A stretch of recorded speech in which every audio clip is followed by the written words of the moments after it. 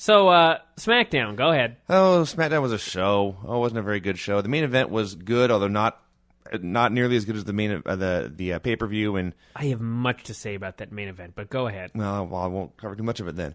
And other than that, again, I doubt we'll say the same thing, so go ahead. Well, I don't know. It was if I had watched this probably without. Why don't we talk about it when we get to it? See, if I had the energy to yell at you now, it would be justified. But I just thought what I meant was when you're running down the show, you feel free to mention something about the main event. We don't need to start with it. All right. Well, it was the highlight of the show. It was not as good as I've been led to believe, but it was pretty darn good. All right. It opened up with Booker T and Tatanka, which is one of those matches where I often read the SmackDown spoilers. I mentioned this a while back. I'll always read Raw spoilers. Usually I'll read SmackDown spoilers. I never read TNA spoilers. I don't know what that means. And it's not because I want to be surprised by TNA. Mm-hmm. It's a lot of, I don't care what happens on the show because I know nothing ever happens. So this was one of those matches where I probably read it and probably knew it was going to happen. But still, when the men came out, I was like, what is this match? And I continued asking that question all the way until the bell rang and they were locking up. You were waiting for more tag team partners to come out or something? Random men, midgets. A monkey? A midget monkey, something. I could not fathom that Booker T and Tatanka were going to have a match. They did. It was so boring. It was so horribly boring. Sharmell by herself on commentary.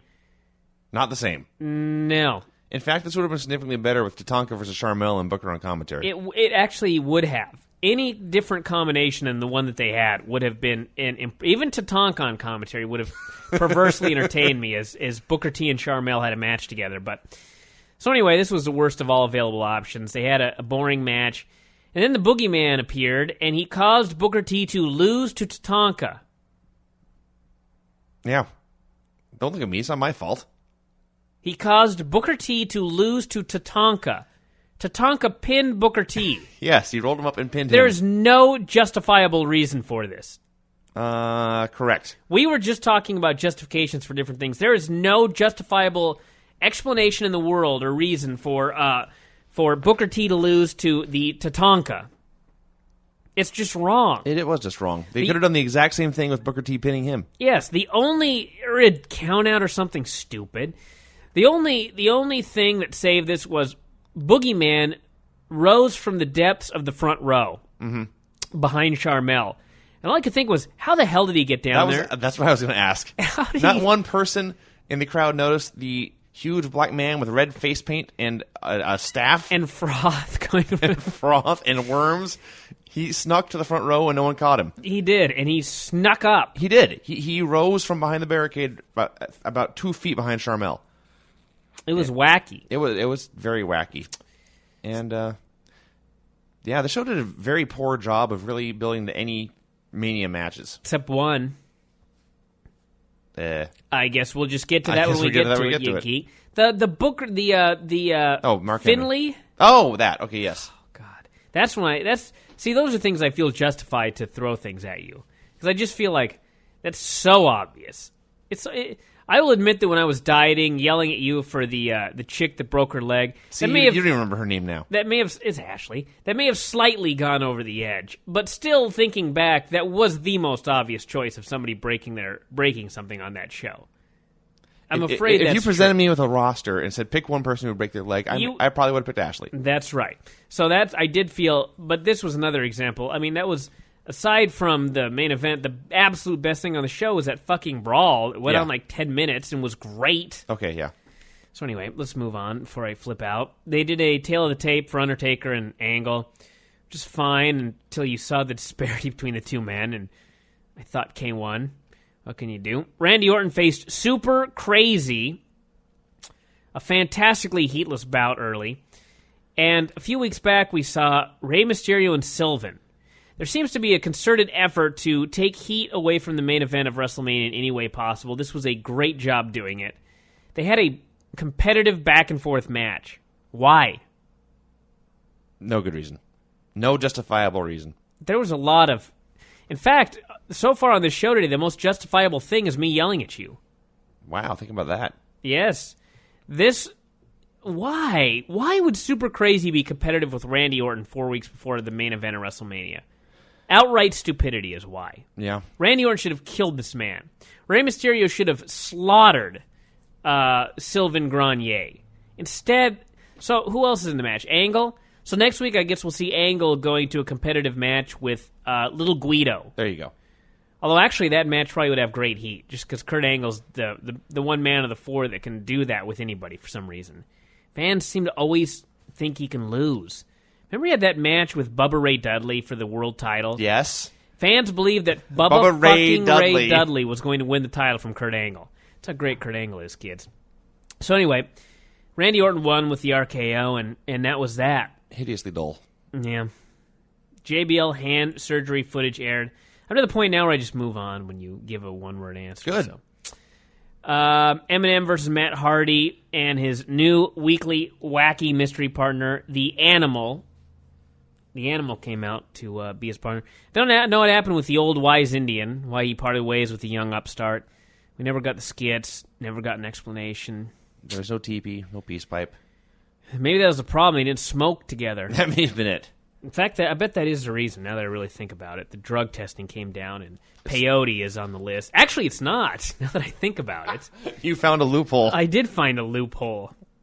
I've always had this odd desire to try peyote. You know that? You've mentioned this before. Yeah. I had never even heard of it until, 2-3 years ago. Now you know. Anyway, they had a match, and they went to do the Doomsday Device, and it got horribly botched. It was the planned spot, but even the planned spot got botched. Yeah. Everything about this was the definition of botchery. And Animal got mad afterwards and beat up Matt Hardy. Mm-hmm. There are certain days when I actually feel bad for Matt Hardy. This actually was one of those days. I realize he's dug his own grave. I realize this is all his... Excuse me. I realize this is all his own fault, but what a poor fucker. Yeah. He's. I can't believe you sneeze. The good thing is you did not sneeze into the mic. That would have been bad. That would have been the end of me. Even I know that. This was just a match. It was there, and then they had the screwed up finish, and now Matt is apparently going to feud with Animal, which is... Woo! Would anyone want to see that anywhere in the world? And Eminem has nothing to do. They're the tag team champions with 0 challengers. I realize that was a rhetorical question, but I was waiting for an answer when you asked if anyone in the world wanted to see Matt Hardy. I thought you might think of something clever. No. That was... Fit Finlay faced... He may have flaced, actually, if that's perhaps it's a word in Irish. Blaster Lashley. This had some heat, let me tell you. I fully believe my theory that fans see both these men as bad asses. They want to see them fight each other. It's a very powerful thing in pro wrestling when you have that sort of dynamic. Yeah. You would think that companies would strive for such a thing, but you would be wrong, of course. So anyway, they had a short match about 2 minutes before Finlay hit him with something or threw chairs in for a DQ. They got into a huge post-match brawl. If you have this on tape, check out about the 5th time Blaster escapes from his handlers, as I guess you could call them. They had about 80 security guys out there. Fortunately, their job was to break up a fight between Blaster Lashley and Fit Finlay, so they failed. Lashley at one point charged at Finlay, and this was foolish, and he does few foolish things, put his head down.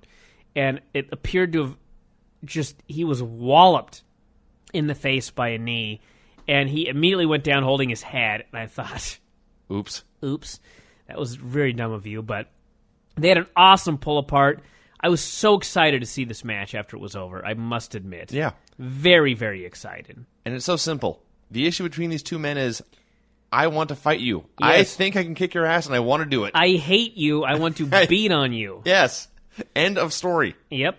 And I should note that early on in the brawl, when the security guards came out, there was a chant that if you made a list of chants that were money chants, number 1 would be this chant, "Let them fight." Oh, yes. The fans chanted, "Let them fight." The only chant in the world that could possibly be better is, "We'll pay if you let them fight." They did not outright state that, but... Thank God you're not in the Spirit Squad. Yes, I would have some awesome cheers, but That's what the fans chanted. Let them fight. They wanted to see these men fight. Yes. They were denied this, and they will be made to pay. Which is the whole idea. That's money, kids. Yes. That's money right there. Yay, Finley. For some absolutely inexplicable reason, somebody on the board can explain this to me. I fast-forwarded through it. I could not bring myself to watch it again. They recrapped, actually. Now May have. That's a perfect description of this. They recrapped Crystal and Mole Girl from last week. They felt it was necessary for us to see it again. They were mistaken. They were sorely mistaken. Perhaps they thought, I know better than to think that WWE does anything for me or to annoy me or anything like that. But every now and then I do think they did this just to piss me off. I know it's not the case, but I can't help but think it sometimes because I think, why the fuck else? I was going to say, I have no better explanation for why this aired twice. Would they show the Crystal thing again? There's no logical reason except to piss me off. And it worked. No, it didn't. I just fast-forwarded through it. Oh. And I would like to note that during the M&M match, I did, in fact, fast-forward a good 2 minutes when Melina did her primal scream. I cut her off in mid-screen and went forward 2 minutes. Missed the hot tag. Didn't give a shit. One step closer to boycotting matches altogether. I hate that scream. Yes, you do. I will not listen to it. That's true. Done. Lay down the verdict. law. So then we had a skit with William Regal and the Pirate. I will say there was one thing that brought a little joy to my heart during this segment. It was an awful segment. The point was the Pirate said his first match was next week, and if he had his way, it would be against Regal. If, life made sense, he would not get his way, but they're just going to give it to us for free. No build. But Regal said, "You're an embarrassment. Look at you. Look at what you're wearing. I'm here in this nice suit. You're here dressed as a scalawag." And I thought, if there's a God, they make Paul Burchill go through airports in that fucking getup. That, in fact, is his dress code. I don't think it's the case, but that would redeem the Pirate in my eyes. Just the shittiest pirate. They said they wanted him to be a real pirate. Isn't that what a real pirate would do, is walk around town in his pirate costume? I want somebody to get their Pirates of the Caribbean DVD, and I want you to get me a audio clip of I believe it's Commander Norrington, I believe is his name, who says, "That is the worst pirate I have ever seen." I need that soundbite for this show. I will play it every single week when the pirate has a little skit. So then we had the main event, Angle versus Undertaker for the WWE title. And I'm going to let Vince go first, and then I'm going to say my piece. Well, for the first 5 minutes, this may have actually been better than the first 5 minutes of the pay-per-view match, because I'd not think to myself, good Lord, Kurt looks like he's going to die. They were working at a much faster pace. Yeah, they started much faster. And I should note that the match started exactly at whatever it would be, 9:30, meaning they had a half hour left on the show to do this match. Yeah. They went for a long time, went very back and forth. The fans were into it the whole time. It was very good. They teased their finishers a lot. They all hit their finishers a lot. Things were going along just fine. Like I say, not as good as the pay-per-view match, but still good. And I probably would have liked this more, actually, if it had not been built up in my mind. I think it got overhyped through spoilers and through the world. But anyway, it was good. And then Undertaker grabbed Kurt Angle and hit the Tombstone Piledriver. And he went for the pin, and then Mark Henry ran in and attacked him. And then he laid Taker out on the table and a splash through the table, and that was the way the show ended, with Kurt Angle, your world champion, going to the main event at Mania, not on the camera, but if he was on camera, he would have still been selling the piledriver. And Undertaker laying at the feet of Mark Henry to build to that match, which is, again, something really no one wants to see. I don't. I do not at all. Here's the deal with this match. Their first match was great. And a lot of ankle lock spots, a lot of triangle spots, and even by the end of the match, the triangle was starting to get over. Angle has done matches with certain guys, and people have complained. I believe I heard a lot of complaints in the last Kurt Angle-Shawn Michaels match that so-and-so was killing so-and-so's finisher by kicking out of it. And the deal with finishers is this. You can't kill a finisher. because it only takes one top guy submitting to any move to get that finisher over. The figure 4 is still over to this day when Ric Flair puts it on. Mm-hmm. Every man alive has broken out of that damn hold. I think 3 men in the year 2006, or in the millennium. I'm sorry, in the entire millennium. I believe we've documented 3 men losing to the figure 4 in the 21st century. The goddamn hold is still over. If it ever gets to the point where the figure 4 is starting to not get over because so many men have broken out of it, Flair just needs to tap one guy out, and the hold's going to be over again. Yep. So, Angle and Undertaker doing this match with all the ankle locks, and Undertaker's been in the ankle lock in the last 2 matches, about 60-minute total of the 2 match times. He's been in that ankle lock for at least 5 straight minutes, and he has yet to tap. Mm-hmm. He didn't tap in the first match. He didn't tap in this match.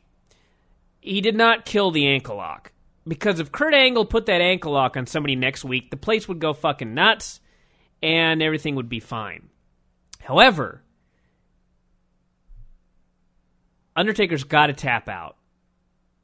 He's got to tap out either in an angle or in a match where the referee is not there. At some point, Angle has got to tap out, Undertaker's got to tap out of this hold because he has killed the move in their matches. He's not killed the move for Kurt Angle in every match that Kurt Angle works. If Kurt Angle put that damn move on Rey Mysterio, the place would go ballistic. Mm-hmm. But I noticed in this match, the first time Angle put on the ankle lock, there was not much of a reaction. And this was a show where when they came out, there was a different sort of heat for this match than for anything else on the show. Oh, yeah. It was like they were in a different building. Mm-hmm. But he put this ankle lock on Undertaker, and nobody believed it. It wasn't that the people thought the ankle lock just didn't work anymore. The deal is the people don't believe Undertaker is ever going to tap. And as good a job as they did when they built up the triangle choke in the last match, when he put that triangle choke on Undertaker in this match, nobody bought it. Right. Neither of these men have tapped out to each other, and it actually, in this match, hurt the match. It hurt the heat for this match. The big pops in this match were when Angle hit the Angle Slam, because Undertaker has, in fact, been pinned. They believe that the Undertaker can be pinned. Thus, they believe those near falls. They do not believe he's going to tap out. So every time Angle switched into that ankle lock, initially there was a reaction to it, but then the place just died because they knew Undertaker was not going to lose to this move. So if this feud is going to continue, which I don't know if it is or not, but if it's going to, there needs to be an angle at some point where Undertaker taps out. Because, like I said, at this point the hold is dead in this feud, but if Angle taps out one time, the hold's alive again. It takes one tap out. So, to make a very long story short, I thought it was a good match. I didn't think it was anywhere near the level of their last match. And I see some major problems in this match that are going to hurt their third encounter even more. And believe me, the fans were pissed, by the way. Oh, yeah. When they got a DQ finish. They were irate. And what can you do? They got the goddamn thing for free. Shut the fuck up. That was actually my first thought, really. It's kind of like, when people complain about a free show here on the site. It's free. You get what you pay for. Shit. So, anyway, that was the whole deal with that match there. But anything you would like to add? That was inspired. Thank you. No, I agree on all counts.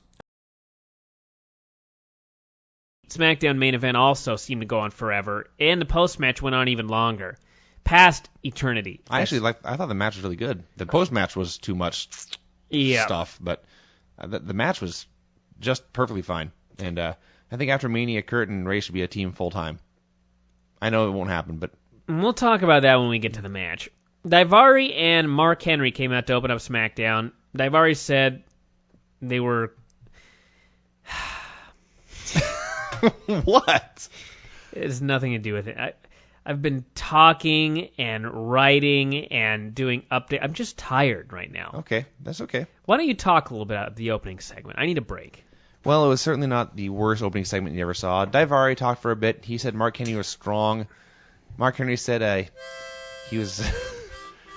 he talked about being screwed out of the main event at Mania, and then he called out Kurt Angle And so Kurt Angle came out, and they had a fight, and then Randy Orton got involved, Rey Mysterio got involved, and so Teddy Long came out, and he made the whole thing a tag match for the main event, Randy and Mark versus Kurt and Ray, and that was the main event for SmackDown tonight.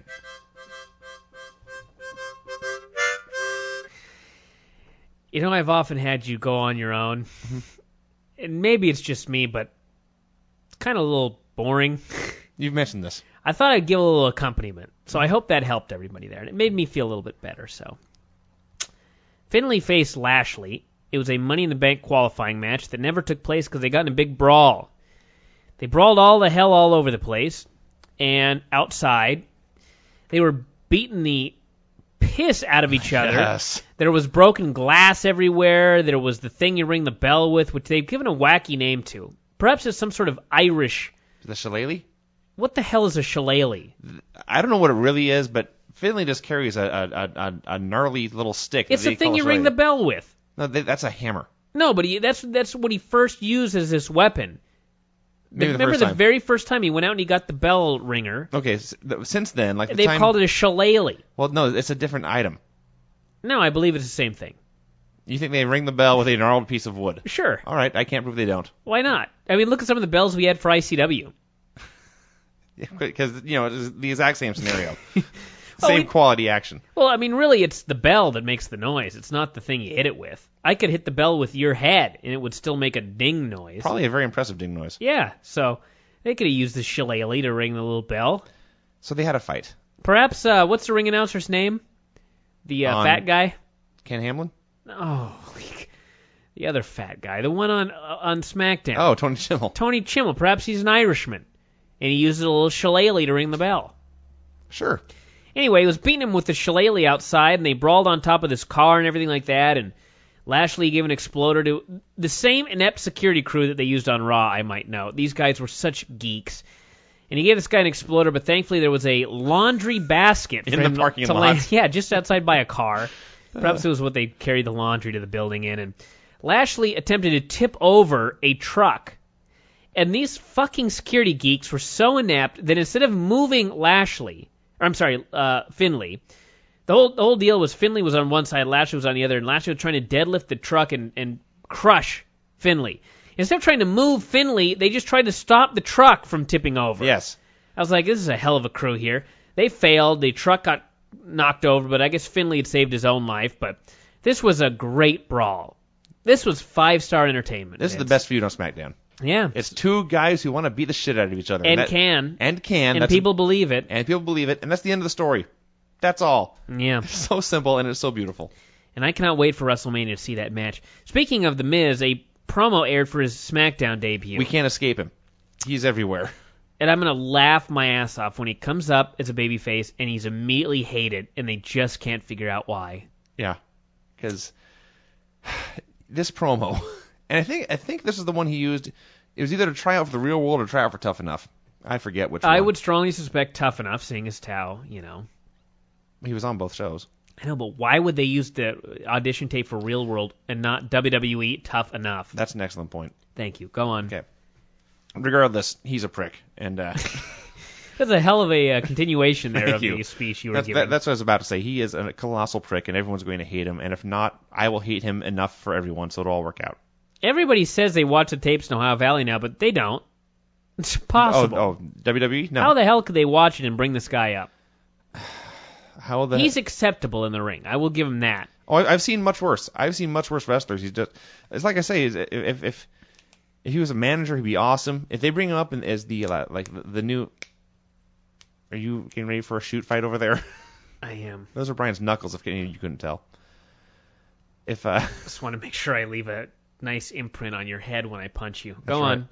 If they bring him up in like the Simon Dean comedy heel role to be annoying for 2 or 3 minutes and then get killed, I will be fine with that. No. It's easier than that. Just bring him up exactly as he is and have him be a heel. Yeah, that's what I was saying. It doesn't need to be Simon. That's exactly what I was saying. I didn't mean be the fitness guru type. I see. I just mean be the wacky heel everyone hates and then he gets killed. Sure. But they're not going to do that. No. They want us to cheer for him. I refuse. JBL cut a promo, and I'm going to give this here to Vinny, because, once again, I'm tired. That's all? Talk about it. What do you will. mean that's all? I thought maybe you have a better reason. Maybe you're distracted No, by I'm something during the tired. show. Okay. Settle down, I said kid. that earlier. Okay. So JBL comes out and he discusses his hand, which has had surgery, and there's a cast and all sorts of wrappings on it and whatnot. And he brought up the name Stone Cold Steve Austin. And surprise, surprise, everyone went crazy. And the man who is, I don't know when the last time he had a match was, but he's still really, really, really over. Probably the biggest star on SmackDown, surpassing the dead Eddie Guerrero as the retired Steve Austin. So JBL brought up Austin's promo on the website. Apparently they interviewed Austin about great stars of Texas like the Von Erichs and the Funks and Brody and Hanson. But JBL said he forgot one name. He forgot JBL. And apparently they asked him about JBL, and Austin gave him credit for being from Texas, and that was it. So this angered JBL, and he pointed out he couldn't fight because of his injured hand, but he challenged Stone Cold to a beer drinking contest at Saturday night's main event. So I'm fine with that. JBL and Austin and drunken comedy sketch sounds like a good time to me. And he also called out Benoit and challenged him to a match at Mania, bringing up how Benoit injured the hand. So I guess they're going to do it. Yeah! that right there was the greatest moment in the history of this show. The Brian and Vinny Argy Bargy Hour. That's right. That's the new name of the show. That's in addition to the Adam and Mike Audio Nightmare, the Brian and Vince Hurdy-Gurdy Hour. Argy Bargy is what the word was. Argy Bargy. I found a great word in the dictionary today. I like hurdy-gurdy just because I picture you in a monkey outfit. I have no problem with that. Turning a crank or something like that. I think. Stop. All right, let's move on here. You know, Vince, the one thing that annoys me on the show is when you start the monkey routine. You did the other night, you were just going, monkey, monkey, monkey, monkey. I wanted to hit you with something. Okay. The monkey routine drives me nuts. You're not a monkey. I know. I hate to break this news to you, Vince. I hate to break this news to you as a 30-year-old man. Sad. I can tell this to Cliff and I don't feel so bad, because, in fact, he is a monkey. He's much closer to a monkey than I am. He is. And he kicked my ass. I beat him once, Except though. on the evolutionary chart, I believe you are closer than Cliff, because he is strangely a genius. I have not figured out how this is possible yet, but damn kid plays checkers. Yes. He's 5. He understands the concept of checkers, and he can draw a checkerboard. His teacher's like, a kid should not be able to draw a checkerboard at 5. May just be blowing smoke. A lot of teachers do that sort of thing to parents, but damn kid can play checkers. Wow. And he plays a fine game of it as well. He can't beat me yet, mind you. I'm a far superior checker player than this 5-year-old, but still. He plays video games better than you, though. I don't even try. I tried. I fully admit that. I tried and I beat him once and I was very happy, and then he just smoked me about 4 times in a row. Cliff has at least got to the point now, maybe it's just that he turned 5 in January, but he's gotten to the point now where he's accepted the fact that he's not going to win every game. And I like to take credit for that myself. Well, I appreciate that. Even though I'm his uncle, I am fine with defeating him handily at any opportunity. I'm not one of those uncles that's like, I'll let the little bastard win. It's like, if I can beat this kid, I'm going to beat him. That's all there is to it. And there was a time when he would play video games. This was never with me, but it was with everybody else. I don't play video games with him. But if he was about to lose, he would shut the game off or just take their clicker away from them. Mm-hmm. This was not going to happen. He knew when he was about to lose, and he would just end the game. And don't do it. He doesn't do it anymore. Now he accepts defeat. Quite well, frankly. Yeah, so things are getting better for young Clifford, but the Hurricane met with Teddy Long. I was reading Benoit for some reason. His nose is all crooked. He broke it in Australia, and for some reason he did not get it fixed. I once broke my nose. Yes. Doing something monumentally stupid in hindsight, but Avalanche immediately put it back into place. I mean, without 5 minutes hesitation. I was not, hey, look at that. Let's make an angle out of my crooked nose. Yes. Okay, his nose was misshapen. It's curving to the left sharply. Yeah, and he didn't get it fixed, and he's working matches with it, just so he can get a shot on SmackDown. Fool. That's the Hurricane, everyone. You're a fool. And they signed him to a match with Chris Benoit, so it doesn't get much worse than that. Then we had William Regal and the Pirate. What can be said, Vince? Let's start with Regal. Regal came out. This is one of those great moments where a man was both in character and out of character at the same time. Yes. He came out shaking his head, appalled and embarrassed at the entire situation. Then he got on the mic and he called Burchill an embarrassment and said he couldn't believe that after all this time in his career, he was now going to wrestle a phony pirate on live TV or on TV. And just ran him down over and over and over again, buried him deep beneath the earth. And then finally he himself introduced Paul Burchill. And then the camera cut to Paul on stage. Before you go any further, he said, and I quote, "Ladies and gentlemen, what you are about to see is a joke. Yes. We are all about to see a man who thinks he is a pirate coming out and making an absolute fool of himself." And I will say that Regal tried his damnedest this evening. Mm-hmm. It ain't working. This pirate had the most stereotypical pirate music ever. He swung down on a rope. Well, let's discuss the swinging down. the camera cut backstage was over his shoulder, and he turned to the camera and winked, and then went to swing. And I think he dropped about a foot total from one end of the rope to the other. It was the most pathetic swing you've ever seen. Children in the playground take bigger swings off the swing sets than this pirate took off this rope. It was sad and pathetic. He came down. He was tossing beads to fans. I was not aware pirates attended Mardi Gras, but apparently they do. It was booty. I see. He was plunder. Plunder. He was tossing plunder to the fans. Yes. And they had a match, and yes, Regal tried, and Regal is great, but it's the damn pirate. It's funny because on Ohio Valley, I was watching the pirate do the C4, I believe it's called, maybe the C5, doesn't matter. But I was thinking the reason it's called this is because he's going to crack that vertebrae at some point when he tries this fucking move. It's like a back flip, and he does a moonsault, and the other guy does a front flip or whatever.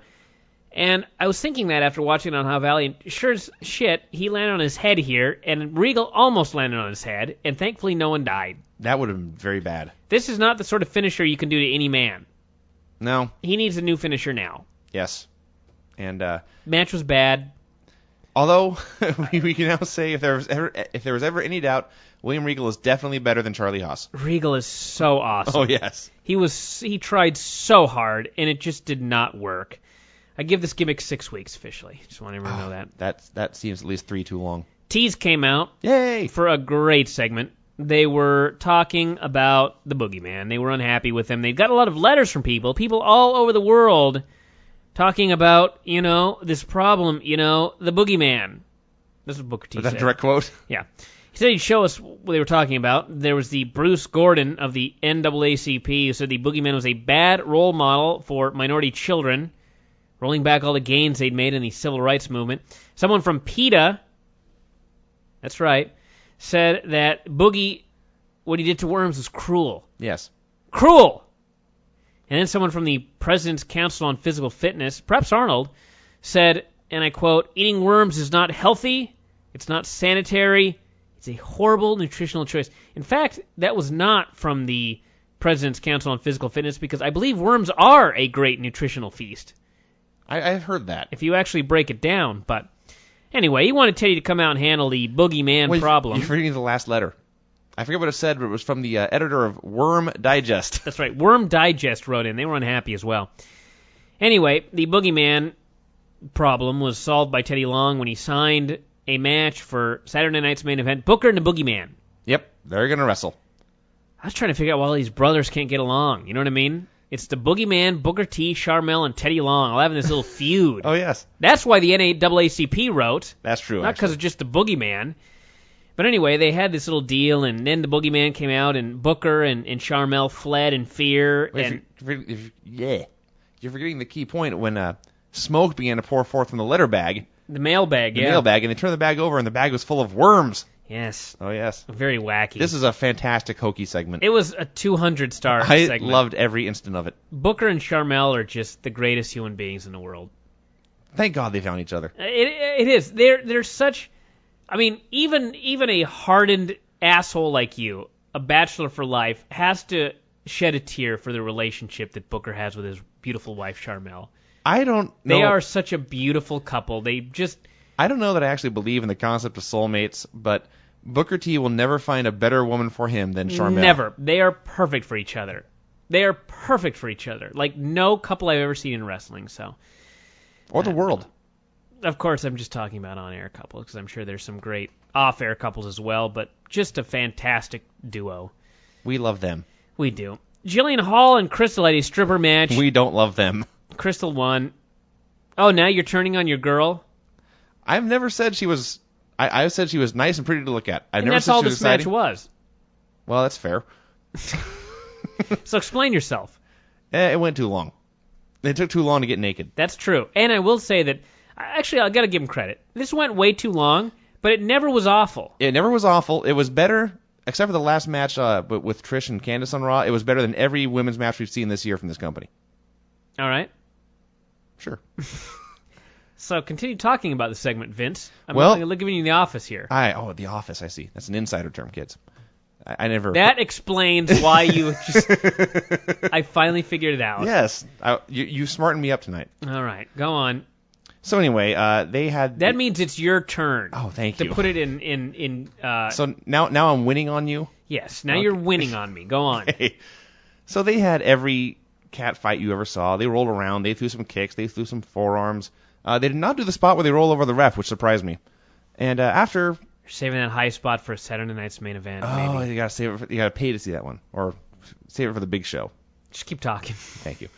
So eventually, Crystal stripped young Jillian of her skirt and her blouse, and Jillian, of course, was ashamed of her giant, expensive fake breasts and covered them up and scrambled to the back. She couldn't handle it. She couldn't handle the pressure, so then Crystal got naked of her own volition. People were happy. I was among them, and then it ended. Yee-haw. The only exciting thing about this was how excited the fans were. They showed some great shots of... There's some very, very happy fans. I think the guy with the camera was the best. Camera phone, actually, yeah. Camera phone. It was a combination of ultimate joy and complete shock at the same time. Strange thing about Gregory Helms is he never has exciting matches. He just goes out there, nobody cares. He tries hard and everything like that, but nobody cares. Yes. God damn, did they ever care tonight. Oh, they did. He faced Chris Benoit in a beautiful match. If any of you have ever doubted whether Chris Benoit is the best wrestler ever, the answer is the mystery is solved. He may be the best wrestler of all time in history. Helms came out and his music was playing. He was handing the ref his belt and taking off his robe. And then they cut to Benoit, and he just had this enormous grin on his face because he saw fresh meat. I'm going to kill you. I'm going to hurt this young man. And he did. He chopped him. He suplexed him. He whooped him. He whooped him. He was chopping at one point, and Helms tried to cut him off with a kick, and Benoit sold it for approximately that long, and then kicked him back and kept on chopping, and it was awesome. This was fine entertainment. It was so great. So, yep, the finish was a crossface on the bad nose. Crossface on the bad nose. All the other cruiserweights came out to laugh at him. I should note that Chris Benoit is not the kind of guy that... The guy's got a broken nose, so he's careful with it. He made sure to mash the nose so it looked good on TV. Yes. He's a pro. He is a pro. So I give this a hearty thumbs up, and I I was hoping Hurricane, when he walked out and the other cruiserweights threw him back in the ring and such, but I was hoping he'd just keep walking so they'd have to feud. Sure, that would have been fine. But then when I really think about it, I'm fine with Chris Benoit feuding with everyone. There's no one except for Billy Gunn that I don't want to see Chris Benoit feud with. So yeah, just great. And one of the cruiserweights that came out was Jamie Noble, so we can confirm he is in fact still employed. He's still alive, yeah. Promo aired with Animal. Comedy to the nth degree. I don't even know what to say about it. So funny, not even meant to be funny. He's going to be facing Matt Hardy next week, and if he were not John Laurinaitis' brother, that might be the last match. And it may be actually for Animal no matter either what, way. Yeah. I don't want to... everyone listening to this right now, I don't often ask this. In fact, I've never asked this, but do me a favor and do not spread this out on message boards because I don't want to cause concern. But the juniors were not the last men to be cut. I can confirm that. I don't want that to go around everywhere because then people are going to be worried that they'll be next and all this wackiness about their job and everything like that. But there are more to come. And like I said, if Animal were not the brother, he'd be the top of the list, sadly. So he cut this hysterical promo on young Matt, and then they aired the graphic. I guess it's next week. And next week on SmackDown. Next week on SmackDown, Matt Hardy versus Animal. Set your clear your calendars to catch this baby. But they showed the graphic and the little visuals they have of each guy just striking a pose. And Animal looked like a large fan, just old, gut, no makeup. I think he had a wife beater. It was just. That's right, he did have no makeup. No makeup. He didn't have any makeup for the promo either. That's weird. I didn't think about that till just now. Yeah. Oh, well. Ray Angle faced Henry Norton. Vince, your thoughts? Yay. I thought this was all kinds of fun, even when Mark Henry was involved. As I stated at the beginning of this, after Mania, Kurt and Ray just need to be a tag team full-time because everyone feels sorry for Ray when he gets beat up, and everyone loves watching Kurt Angle kick ass. So as long as they get heat on Ray, and then Kurt makes the big comeback, every match they have will always be awesome. Kurt has a totally different body. Well, there's that too. I didn't mean to interrupt you. Well, that leads to another point. That's a good way to keep Kurt from killing himself, because he'll be standing on the apron the whole time and then just giving moves. Yeah. This is not just because of his injuries. Kurt has a totally different body. I've seen Kurt Angle his entire career. I've seen Kurt Angle when he won the Olympic gold medal. I've seen Kurt Angle training for the Olympics. I have seen Kurt Angle from the day he stepped foot in WWE. He has never looked this soft. That's true. He's small and soft. He's not just small and ripped. I've never, ever seen him look like this before. It's a brand new Kurt Angle. And he ain't the only one this is going to be happening to. No. And yet he was still walking around with the straps down for most of this. It was eye-opening, though, when he came out, let me tell you. He looked really small at the beginning with his shirt on. Remember how small he looked in the opening promo? And then he came out for this match without the shirt and just totally different man. At the opening of the show, he came out, and he looked small in his shirt, but I told myself it was because he was next to Mark Henry. No. And then he came out for his entrance for the main event, and he had the singlet but the straps down for the fireworks, and just looking at him was like, who are you and what have you done with Kurt Angle?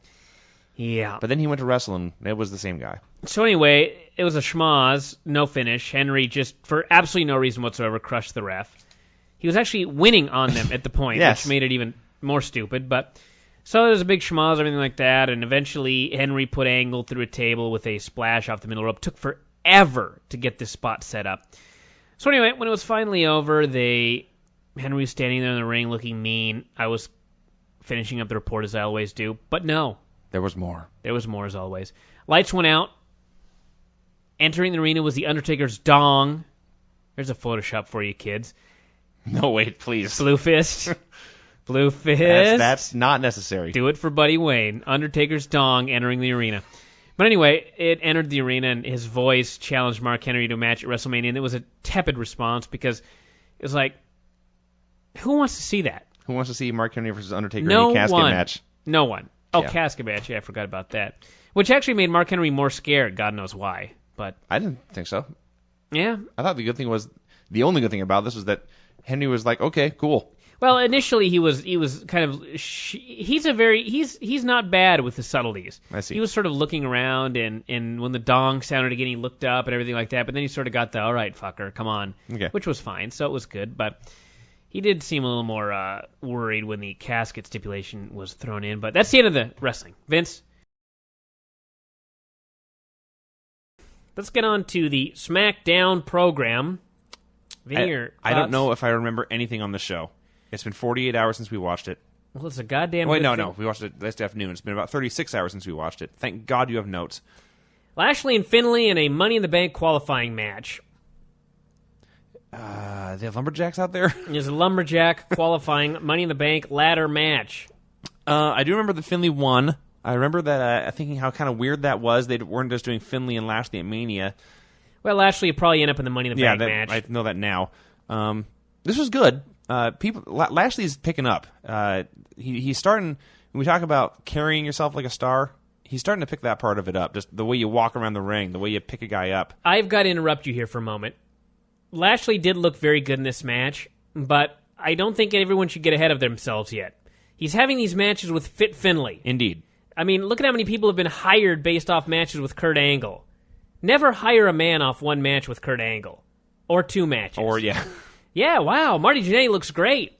I don't know how good Marty Jannetty really is at 47 years old in 2006. He had two great matches with Kurt Angle. That's saying very little for Marty Jannetty. Yeah. Except that he can be carried by Kurt Angle. And Kurt Angle has carried everyone, with the exception of Mark Henry. So, go on. Anyway, he was running wild. There was a moment where he was outside the ring fighting off all the heel lumberjacks by himself as the heroic lumberjacks stood outside there picking their noses, just waiting for something to happen, I guess. And then he got back in and got bonked with a shillelagh and pinned. And that was the finish. It was a good match. Every time he got thrown outside, the best part ever was... I think I know what you're going to say. Finlay got thrown outside into the goof lumberjacks. There were the heels, the baby faces, and just the goofs. Yes. He got thrown out into the goofs, and they went after him, and he punched, I believe, Gregory Helms. Helms or Funaki, one of them. He punched somebody, and all of a sudden the rest of the goofs were like, okay, well, we'll just back off now. And he scared them, and then just climbed back into the ring. And I thought, you're the greatest man alive. I think there's another point where he threw himself out of the ring to go after the Lumberjacks. Yeah. It was awesome. This was fine entertainment. Then they showed, and as you mentioned, Vinny, it was quite the coincidence that this... see, this is what happens when you go over an hour. I don't have the stamina for this sort of thing, which is a drop in itself. It was quite the coincidence that the WrestleMania promo dealia Bob featured, of all people, the Iron Sheik. Break his back, make him humble, and then fuck his ass. Unfortunately, it was not that clip of the Iron Sheik. It was the clip of him winning the Battle Royal at WrestleMania 2001, which I would just like to note. And this will... Actually, I think we missed this in the... You won't be seeing this for many years probably at this rate, but... I predicted Sheik would win this goddamn Battle Royal at WrestleMania 2001. This is the gimmick Battle Royal with Sheik and Volkov and Hillbilly Jim and the Gobbledygooker and Michael Hayes and Repo Man. And I can confirm that as Sheik waddled down in the ring, Brian said he's going to win. I predicted this before on the radio show. Oh, did you? Okay. Days before. I said, how could Iron Sheik possibly go over the top ropes without exploding into dust and bone fragments? Cannot happen. He shall win. Mm-hmm. In fact, he did win. And I'd also like to say one more thing here before we go on. I called the low rating for Saturday night's main event. But I must admit that even the low rating that I predicted was embarrassingly high in hindsight. Did a 3.2 in the Fast Nationals. Yeah. Which means the final number is probably going to be lower than a 3.2. That's bad. I predicted it would do about the same as a typical Raw or SmackDown. You don't count, though, because you know nothing about ratings. So I don't get credit even if I'm right, I don't get credit for it. No. Fair enough. That's how this works on this show here. Why should this be different than anything else? Yeah. But see, a lot of people were expecting this big rating, and I just didn't see it. Because I actually had the same idea as you, or perhaps vice versa. You know, just being that, why would a Saturday night on NBC be any different from a Friday night on UPN? And I had all these explanations like, well, NBC is a higher profile network and this and that. And the only real good explanation that I got was the person that pointed out that just way more people are usually watching NBC at that time on Saturday night. So theoretically, if the average rating in that time slot on a Saturday night is a 4, then WWE should at least get a 4. Now, if someone had told me that before... the Saturday night's main event had aired on TV, my argument would have been just because 4.0 is the average rating, that doesn't mean those people are going to stay on and watch wrestling. Again, I will say it is not 1988. Mm-hmm. There are hundreds of channels. If you normally watch NBC on Saturday nights at 8 o'clock, and you fucking tune in and there's wrestling, and you're not a wrestling fan, it's not like you've only got ABC and CBS as your other options, and Fox in 1988 or whatever. I don't think they had Fox then. It was ABC, CBS, NBC, or local affiliates. I think Fox was 88. Somebody can Regardless, confirm this. You had 4 networks to choose from. You had about 4 networks to choose from. And now you've got hundreds. And the argument that, well, you know, there's 94 million homes get UPN and 106 million get NBC or whatever the argument is. In the grand scheme of things, that 10, 12 million is not jack shit, really. Mm-hmm. It's a small percentage of the grand total. I mean, what's 10% of a 4 rating on Raw? A 0.4. Mm-hmm. So I just didn't see it being huge, and it wasn't. But I will also openly admit that I did predict about 7 million, and it's going to end up doing about 3 or 4. Uh-oh. So even my prediction was ridiculously high. But there you go, kids. That's the reality of TV. And so will we be seeing more Saturday night's main events, or was this the... No, we will have to see more because it's in the contract. We will not necessarily see more at 8 p.m. on Saturday night. They may get a 2 o'clock in the morning Sunday night next time, for all I know. But so anyway, that was that. Probably midnight Saturday would be the best, preempting Saturday Night Live. I was going to say, I'm sure they'll just do the SNL slot. Because Saturday night, I mean, the deal is Saturday night's main event is going to get the Raw and SmackDown viewers. or at least a percentage of them that remember. And getting those viewers at midnight on NBC on Saturday ain't that bad a deal. Right. 8 p.m. Saturday night, you look like a geek. It's just like the old deal of running a 1,000-seat building and drawing 200, as opposed to running a show in a junkyard and selling out at 180. One of them's going to look more impressive than the other. Right. And the answer is the junkyard. Mm-hmm. So that's your dealy bob there. Anyway, back to the show. God, I'm dying here. A lot of people complain about the commercial breaks on Observer Live. Without those breaks, Dave and I'd be dead. Well, yeah. I'd be dead. Dave's a machine. He could talk for 8 hours straight. I believe when they go to commercial, he just talks to himself. Well, unfortunately, Vince, I can confirm that he does not. Thank you. But that was a Dave moment right there, if ever there was one. I thought that was sort of a little fitting. Save the show, Vince. I need something here. Help me out. Let's just end it.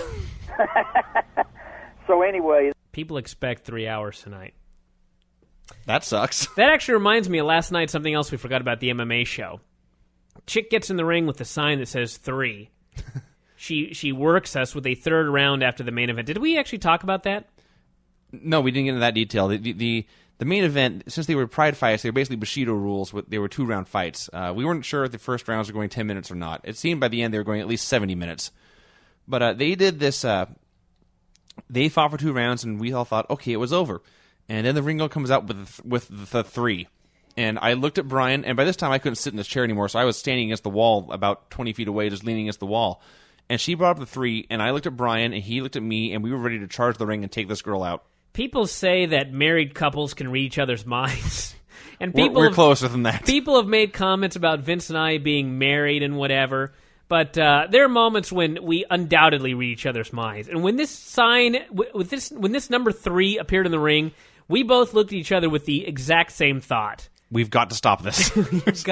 I wouldn't even say we read each other's mind. At that moment, we were of one mind. Yes. There was a collective there.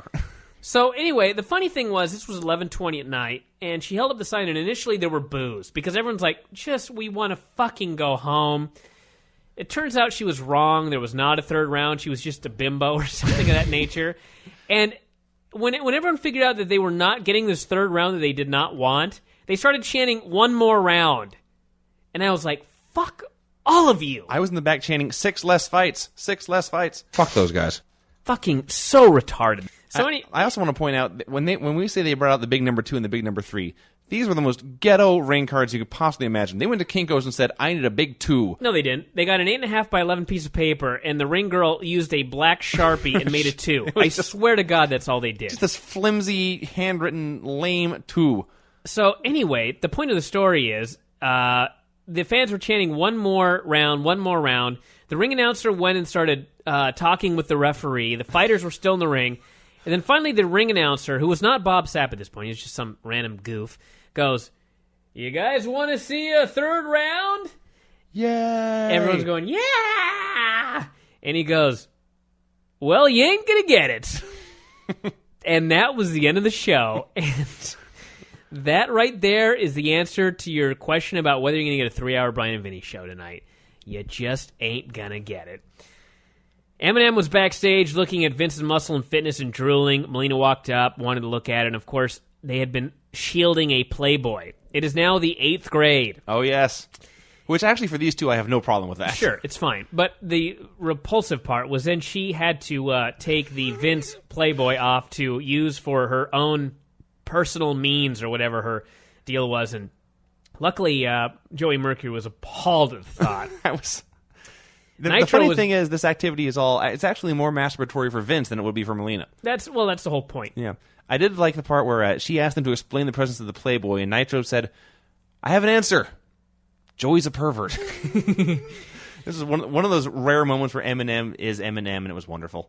So this led to a deal where, this was one of those Paul Heyman deals where it was just 8 segments molded together into one. Mm-hmm. Started out with Eminem. Then Mercury made his comment. Then Melina left and ran into Crystal, and she said that she was the main woman in WWE. And then up walked the pirate. You are without doubt the worst pirate I've ever heard of. We finally got that drop, and I've been waiting forever to use it. Do it again. You are without doubt the worst pirate I've ever heard of. That's right. He walked up, and then he was saying this or that, and I don't even know what happened. It ended with Eminem came up and started making fun of his boots. That's right. Eminem, in fact, made the comment. You are without doubt the worst pirate I've ever heard of. Yes, and so Johnny Mercury ran up and said, "Arr!" That's right. That's what pirates are supposed to do. He drew his sword, they ran off, and then Crystal's big line was, "You're quite the swordsman." Could they not just say coxman? Just get it over with. You know what I mean?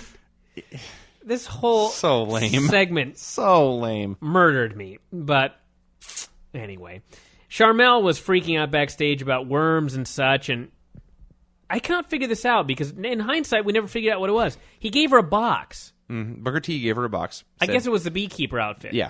Oh, So I didn't even know that. This will protect you from the boogeyman. Instant. Yeah.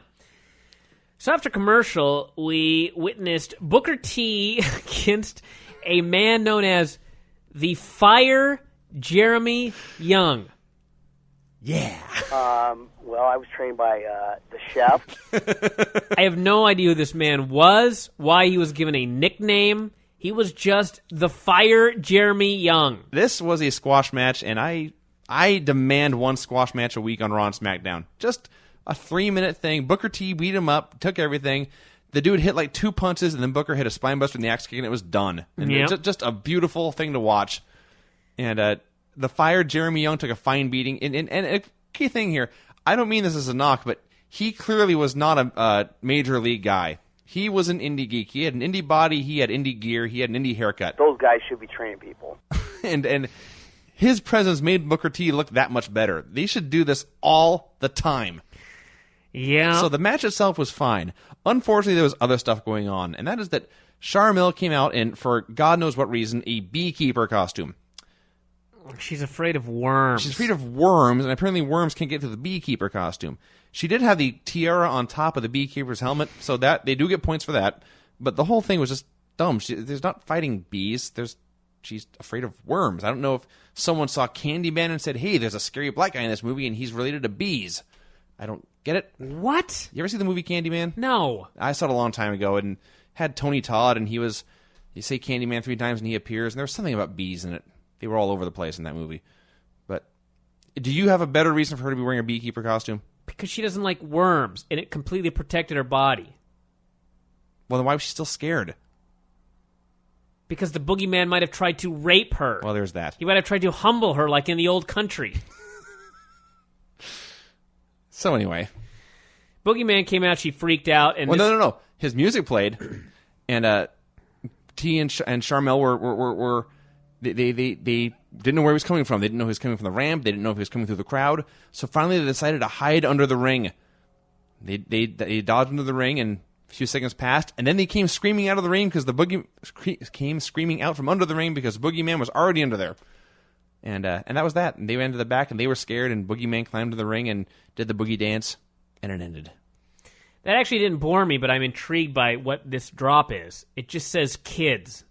Hope there aren't any kids listening. That was a letdown. Try something else. Let's just move on here. Then we had a 3-way interview with Jeff Jarrett and Christian Cage and Monty Brown. Oh, Jesus, wrong show. This was actually Ray, Angle, and Orton doing the exact same thing that I saw on TNA, but it was not nearly as funny because they were not 75 miles away from each other via satellite. Well, they were in the same building. We didn't even know where they were. They were in the main event match, so we can assume they were close by. I see. So they just bantered back and forth. Yeah, I don't even know what to say about this. The one thing I can see... Here's the deal, kids. I can tell you this. Unless something goes awry, Randy Orton's winning the title at WrestleMania. Because he was the focus of this whole interview segment. He did all the talking. And in the main event on this show and the main event of the Saturday Night's main event, he was the last man introduced to the ring. Mm-hmm. Kurt Angle, the world champion, did not go down to the ring last. It was Randy Orton. And Randy Orton got pinned, which means he's probably getting his win back of some nature on the WrestleMania show. But he could just flip out like he's wont to do in the back and not get the belt. But I strongly suspect that is the plan at this point. But it was just whatever. There was nothing to this.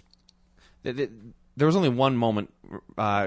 Angle brought up the Saturday Night's main event match and how he had a team with Orton and Ray, and he wasn't happy about teaming with Orton, but he would do it because, and I quote, I want to win. And that right there was the first time anyone had mentioned that match and how it was important to them for any reason whatsoever. So it was kind of weird that we're talking about this now and it happened, before the show, but it was the first time they did anything other than announcing the match that made me want to see it even a little bit. Yeah. It was important to one guy in there. Okay, Kurt wants to win. Now maybe I care. But did you? Not really, no, but they tried. Yeah. Matt Hardy and Animal in the Money in the Bank qualifying match, which was 5-star comedy. This is what happened. First of all, when I saw Animal at the ring during the Money, he was one of the lumberjacks earlier, and I at first thought it was one-man gang. He's big and mohawked and wearing leather. He's got a mohawk. He's got jeans. He's got a leather jacket with no sleeves and no shirt underneath, and is just a guy. No paint. No paint. He came out to wrestle Matt Hardy. They also just call him the Road Warrior a lot. Yeah. You'll recall that Animal attacked Matt Hardy last week, so this was Matt Hardy's big chance for revenge. So what basically happened was Animal beat the shit out of him forever, hit him with brass knuckles, got the pin. The ref found the knuckles, which was a funny story in and of itself, and then Animal knocked him out yet again. Yes, I have never seen... the Fire, Jeremy Young, may have had a better performance than Matt Hardy on this show. He may have been put over better. And this was how Matt Hardy ended up in the main event of WrestleMania. And to me, the real highlight of this was the brass knuckles were hidden in Animal's jeans pocket. Mm-hmm. He just put them in his pocket. I always thought the ref checked your pockets and shit for brass knuckles. I guess I'm wrong. But the best part was he pulls the knuckles out of his jeans pocket. He punches Matt Hardy out. And then instead of putting the knucks back in his jeans pocket, he puts them in his armpit. Yes, he took them under his arm. So they can do the old finish where he raises his hand and the knucks fall out of his armpit. And I thought, this is the funniest thing I've seen on SmackDown in a decade, right here. Just 5-star insider comedy, really, is what it was. Okay. So, got nothing more to add. Nothing else to say. Chris Benoit versus... Well, I'm going to need more from you than that later on because I'm running out of steam here. Chris Benoit faced Orlando Jordan. And the highlight of this thank you. Was JBL on commentary. This is, it was Benoit wrestling, so it can't be bad, but it was also Orlando Jordan wrestling, so it couldn't be that good. But Benoit eventually won. But the key here is that JBL was out on commentary, and he was on fire. He at one point he was talking about Austin doing the beer drinking and wrestling Benoit Mania, and he said, "That's what I do. I beat men at their own game.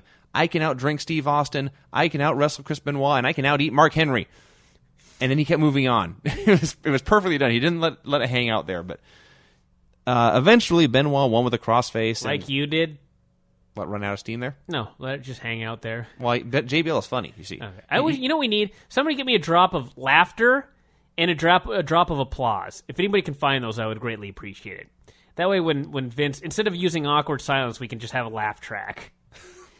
I like applause after everything I say personally, but either way. Anyway, JBL ran to the ring. That's what we normally get. He had a cooler out there, allegedly full of beer, because he was ready for the beer drinking contest, and he ran in and laid Benoit out with the cooler, and that was that.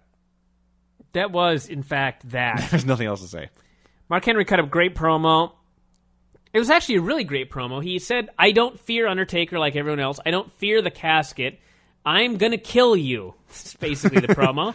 And I was all fine with that. He's challenged Taker to meet him at the Saturday night's main event, and that was that. Then we had the main event, Eminem and Mark Henry versus Angle, Orton, and Ray. Was it you that loved this match? I may have. Maybe that was last week's 6-man. This was it was an acceptable match. Acceptable. They got the heat on Ray after Ray just ran into Mark Henry. That was great. And I don't know. Well, the key thing was Orton never tagged in. And every time Angle or Ray came over to tag in, he was tying his bootlaces or adjusting his knee pads or something, but he never came in. They got a heat on Ray. He hot tagged Kurt. Kurt ran wild and everyone. And somewhere in here, Ray hit the 619, and Orton tagged himself in, threw Ray out, and stole the pin. And so the guys were angry at him. But that's how the show ended. The show ended with Randy doing his pose and his music playing, and Ray and Kurt angry at him. Just a show. That's a show. I got nothing exciting to say about it. It didn't do a lot for me, but I don't know. What the hell? So anyway, then we went back and watched the Saturday night's main event, and Tony, you were there for some of it, so I'm going to keep you on the line a little bit longer because you, of course, are a non-fan. I guess you could... You're not even a casual fan. You don't like it. Well, no, he's casual. He'll watch some stuff. I'm less than casual, more than I don't really like it. A professional. I just had to test The hell was that Find one? some amusement in it. Sorry. God, I can't even remember their names now. Great, thanks. Once you get to it, I'll remember it. All right. Oh, are you talking about the Saturday Night Show? I was Yeah. busy trying to test some levels here, so I'm sorry I if I didn't. suspect I know who he's talking about. Well- The Boogeyman feud with The tease. The Boogeyman and the Booker T? yeah. What about that, them? That is just great comedy. I don't ever want to see any of them wrestle or do anything but keep doing skits. God. That was the Boogeyman for you there, Nails. Speak his name and he appears. I'm glad you're able to witness the greatness that is the Boogeyman and Booker T, because particularly Booker T Really, and Booker T. his wife This was his... are fantastic. Yeah. Well, Vince, what were your whole thoughts on the show initially before we get started? Oh, mostly good. Well, I guess it wasn't the main event; it was the opener. But the battle of the main events was really, really weird, but not as awful as I thought it might be.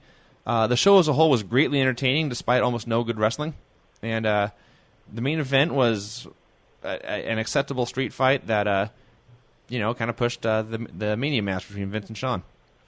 It did a good job of showing the crew, who is new to most fans, to what was theoretically a new audience. Which ended up not being a new audience. Well, We'll talk about that in a moment. Best laid plans and all.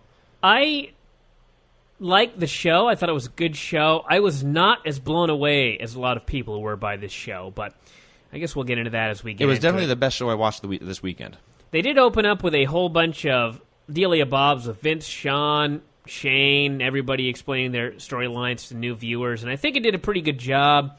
I should actually ask Nails, kind of explaining what was going on, who hated who, and that sort of thing. Did you get that out of it, Tony? I didn't pay too much attention, but yes, that's right. I noticed that they were trying to acclimate everybody to what's going on. It seemed to me like it was a deliberate attempt to quickly get over as many people as they could, as quickly as possible, to fans who had never seen them before. This show was for you, Tony, basically. Yeah. You were the target audience. I thought... Oh, well, that's too bad. I walked out in the middle.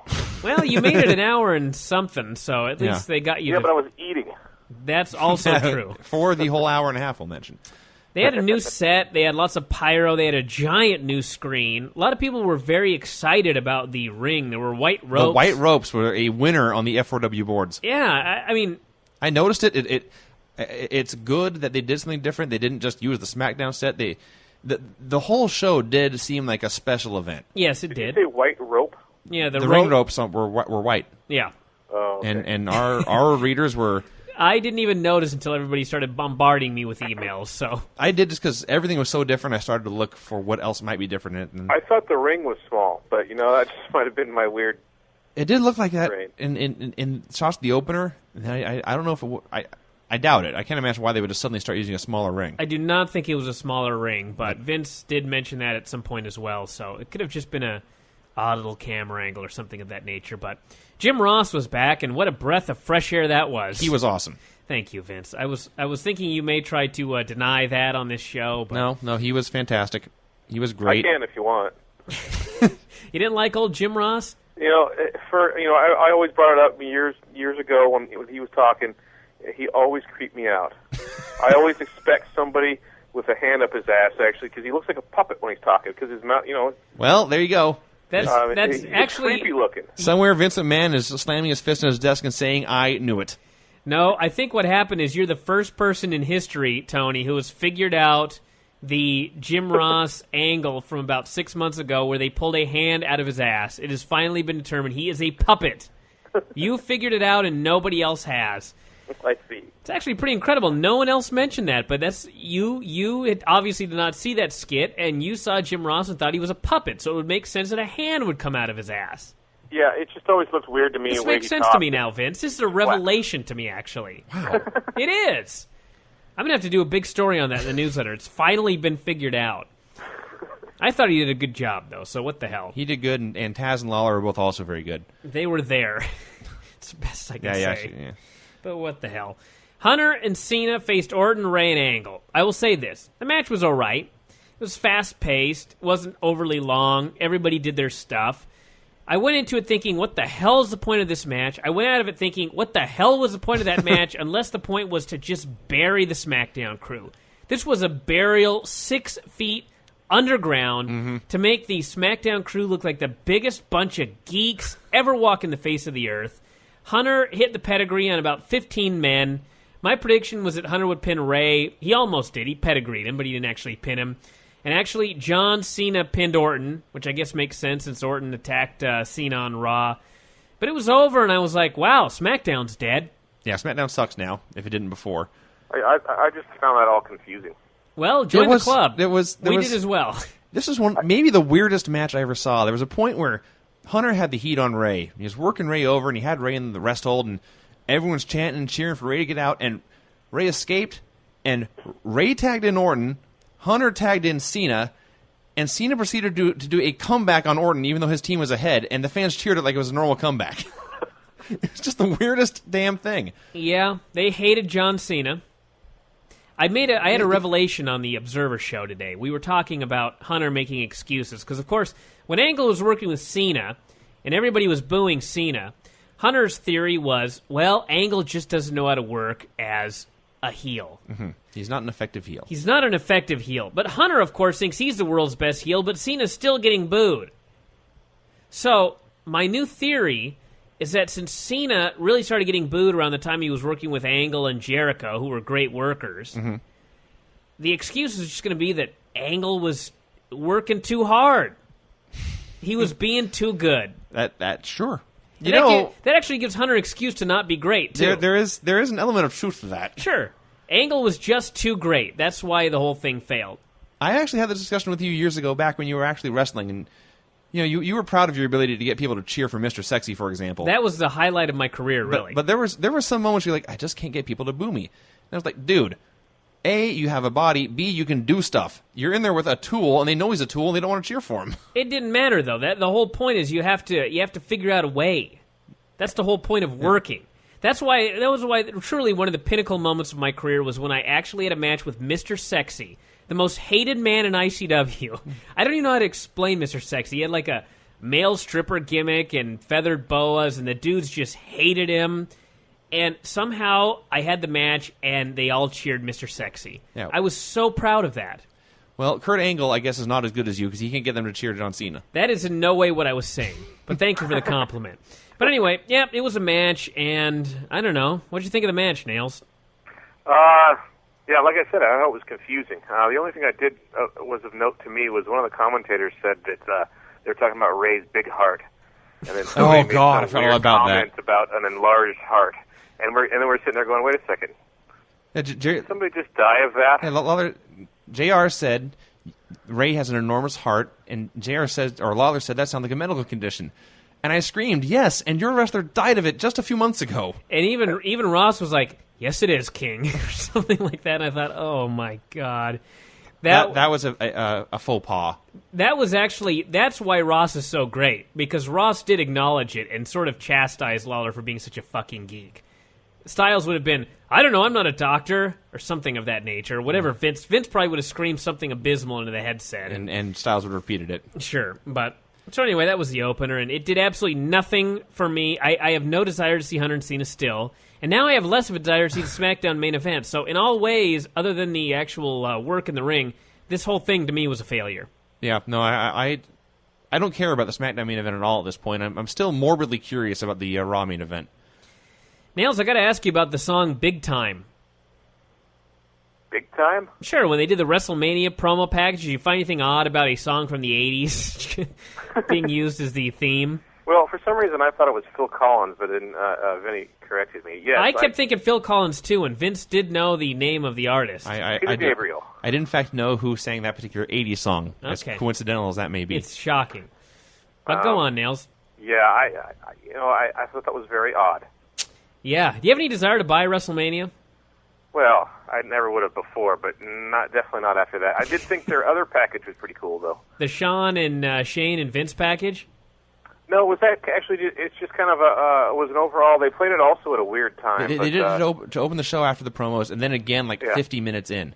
Yeah, and it was almost randomly, like they accidentally double-clicked the wrong API. I've done that before. I wouldn't be surprised if they did it on this show, but it was a cool bit with everyone flying around and suplexing and hitting everybody and posing and.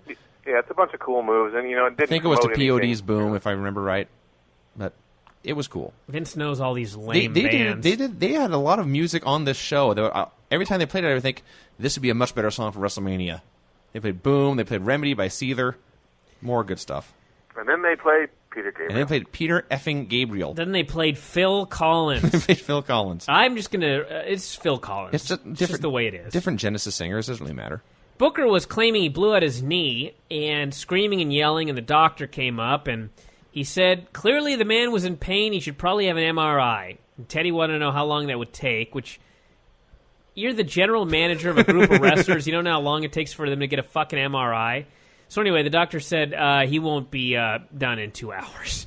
So Teddy canceled the match with Boogeyman, and apparently later we learned it would take place at WrestleMania. And then Booker T danced. Actually, he did. You're getting ahead of yourself. I am getting ahead of myself. But he did go around the corner with a giant grin on his face because he had fooled everyone. He's a worker. Except 5 million viewers watching on at home who were not. Yeah. Booker's a great man. Oh, Booker's awesome. Charmel's a lovely woman. Yeah. Edge and Lita came out for the cutting edge with Mick Foley.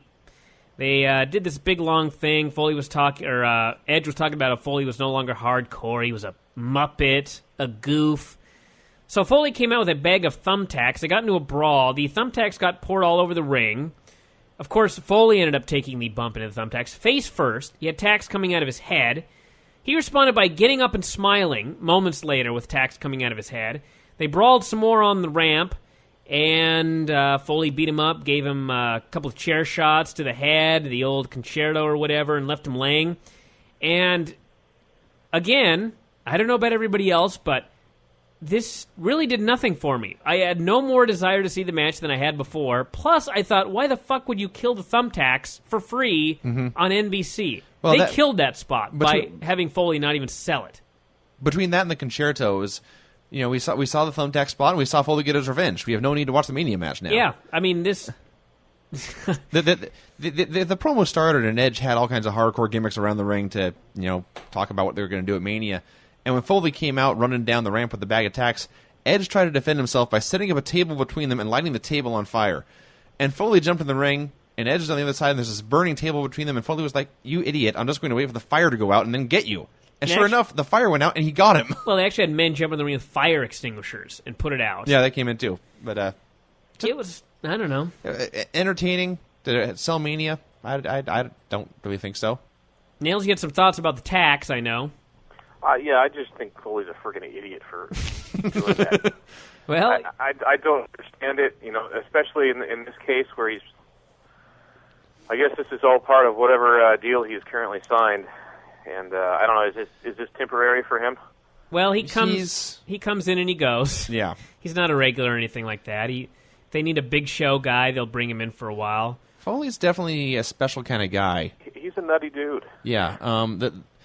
The tax were probably his idea, and it's something he wanted to do to give himself motivation for the match. And I know it's going to sound totally insane to you, but if you've read his books, that's kind of the way he thinks. Yeah. I don't know. It was just another...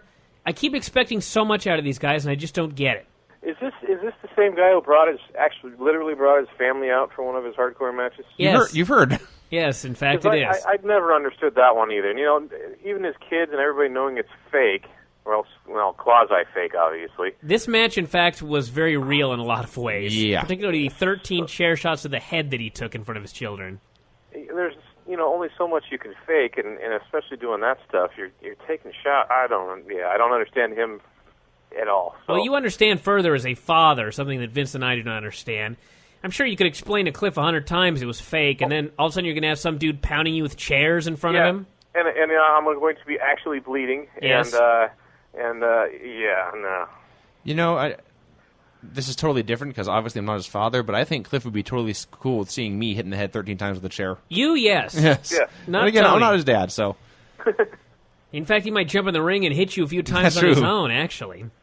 So then we had the Shawn Michaels Vince McMahon promo package that I thought was awesome. Very, very great. There were a lot of good packages on this show, so I do have to give him credit for that. And then we had the Sharmell Booker T thing backstage. Booker T was in nothing but a towel. Sharmell was in shorts and nothing but a bra. Booker was doing what I can only describe as a Rumpelstiltskin dance. They were talking about how they had fooled Teddy Long and he wasn't hurt, and now they were going to go party. Yes. And they began the party right there, and they both began to dance, especially Booker T. He was dancing and singing and jumping up and down, and from the ceiling came the boogeyman. Yes, the lights went red, and the scary music played. And they both knew the boogeyman was there, obviously, and his music played, and he descended from the ceiling behind them, and they got the look of, he's behind us. And they turned, he saw him, they turned back and screamed. Then they turned back and he was still there, and they turned forward and screamed again, and then ran out. Oh, yes. This could not have been done any better. This was Scooby-Doo comedy. Everybody wanted an animation of Booker dancing. I want an animation of him running at the end. That was the best part of this whole little segment here. They took off down the hallway. They passed Teddy Long, so he knew they were faking, and Booker ran like his feet were on fire, and Charmel ran, and it was wonderful. And it was so great. And, I will admit this before we even get to SmackDown. There's stuff on SmackDown with the Beekeeper outfit and stuff like that. I was not a fan of that at all. No. I thought that was the worst stuff they've ever done. And I was a little worried that things were going to all go downhill, and they totally redeemed it on this show this evening. So I think the key thing, and we'll get to it, but the Beekeeper was a wacky idea, whereas everything else they do is great is just the tease being the tease. Yeah, and Charmel was out of her mind in the Beekeeper deal, so... Nails. Yes. As far as I would love to see more segments. I don't ever want to see the guy wrestle, either one. We don't either, actually. Well, Booker particularly T, Boogeyman. Boogeyman's horrible. I just think that is just great comedy, and I never thought I'd say that about some stupid wrestling skit. Every now and then, especially at a WWE. And many times you describe Booker T as a human cartoon, and he can be. He is a silent movie actor extraordinaire. And every now and then they'll hit on some real good skits. WWE tries to write a lot of comedy, and they don't have a lot of real great comedians. Yeah. And having a guy who's not funny trying to read something funny is utter death. And if you get some characters that are actually funny, and you give them good material, I mean, there's some great stuff. So then we had, speaking of two funny guys, JBL and Austin had a skit, which was actually great just because Steve Austin in particular has such fantastic comedic timing. Oh, God, he's amazing. And JBL's just hilarious in his promos. So they had a little deal together. It was the drinking contest. And make a long story short, the contest started and JBL was cheating. He was discovered. And, of course, Austin poured beer all over him. And he was throwing beer on JBL, and it caused JBL to take bumps, which was the best part.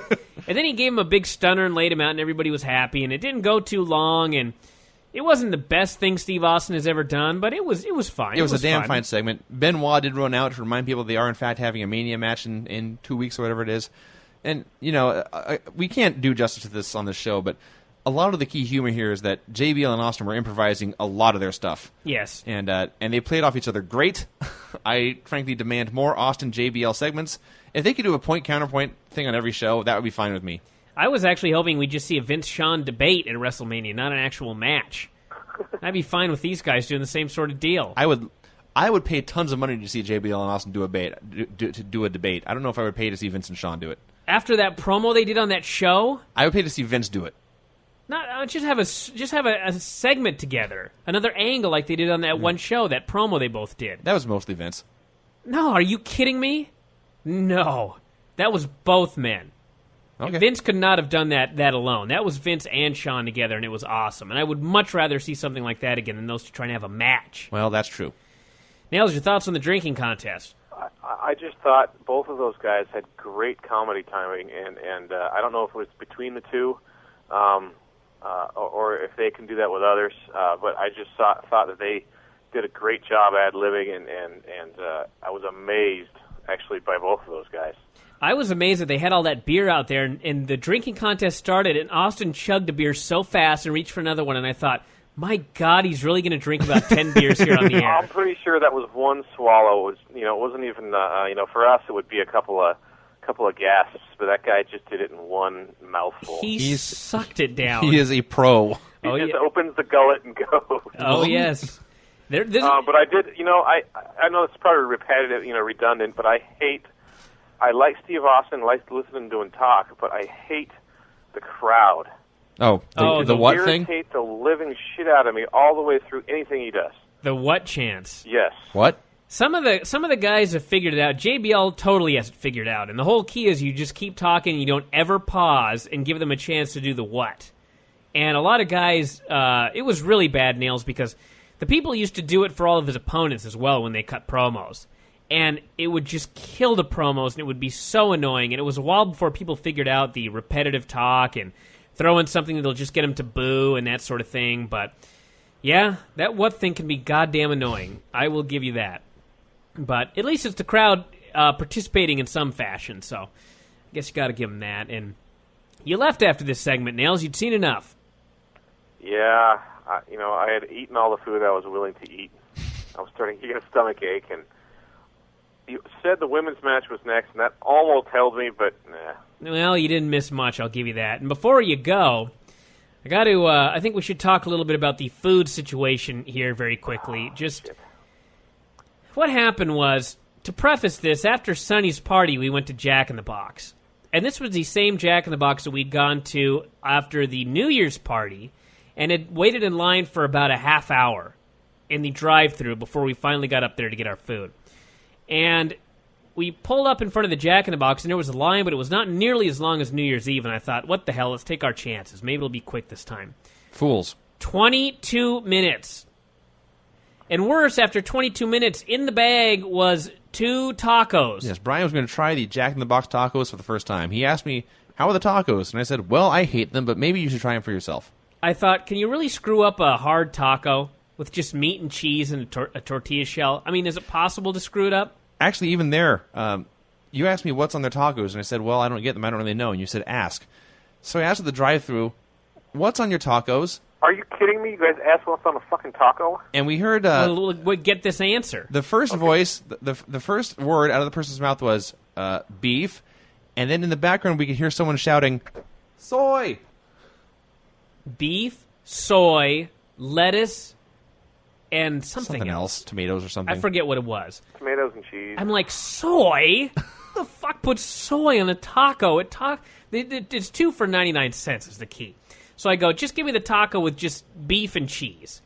So, and I mentioned this to Vince, there's a chain, there's a food chain. At the top of the food chain, there's your 5-star restaurant, Palisade here in Seattle, for example. And it goes down, Olive Garden, and then below that, Red Robin, and then eventually you get to the fast food, and then eventually you get to the 99-cent menu, which is pretty much the fucking bottom of the barrel. But then you get even below that at Jack in the Box to 2 tacos for 99 cents. I got a 50-cent taco and a 49-cent taco. That is as low as you can go on the food chain. I mean, that's like eating dirt. I ate both these tacos. Step above ass. It is, and I ate both of them. And we were in this line for 23 minutes, and Brian said it was not a long line. I think it was 5 cars. That's not a 23-minute line. So we are just irate at this point. It was 12:30. We had an hour drive home from the party, and we pull out, and we're just silent and stewing and ready to kill. And Brian opens the bag and takes the taco bag and pours the taco out of the bag into his hand and stared at it in abject silence for about 15 seconds. And I could take no more, and I was howling with laughter. I couldn't even believe... I was roaring. I almost had to pull over to laugh. I couldn't even believe what I'd gotten. I expected like a hard taco from Taco Bell. Instead, I got a quesadilla the size of my fist, fried in grease and batter. Yes. But I ate it. That's the whole key. Dude. You finished one. I am, in fact... A professional. That's right, a professional. You finished the one, and you were like, I can't believe how awful that was. I can't believe I ate it.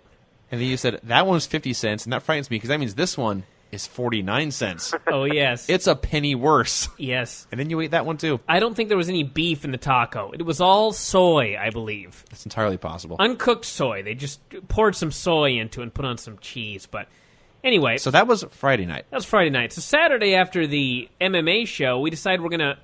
Actually, we didn't even decide this. We were all just driving home, and I was hungry. Mm-hmm. And I should note that earlier in the day, I'd gone to Red Robin and had the giant burger. The Royal? The biggest one they've got. Okay. The 2 giant beef patties and cheese and extra fries because you get free refills and everything like that. I should add, I've never had this burger. It's too big for me. I ate this whole damn burger and 2 baskets of fries. You're a machine. And I had a Snickers at the show.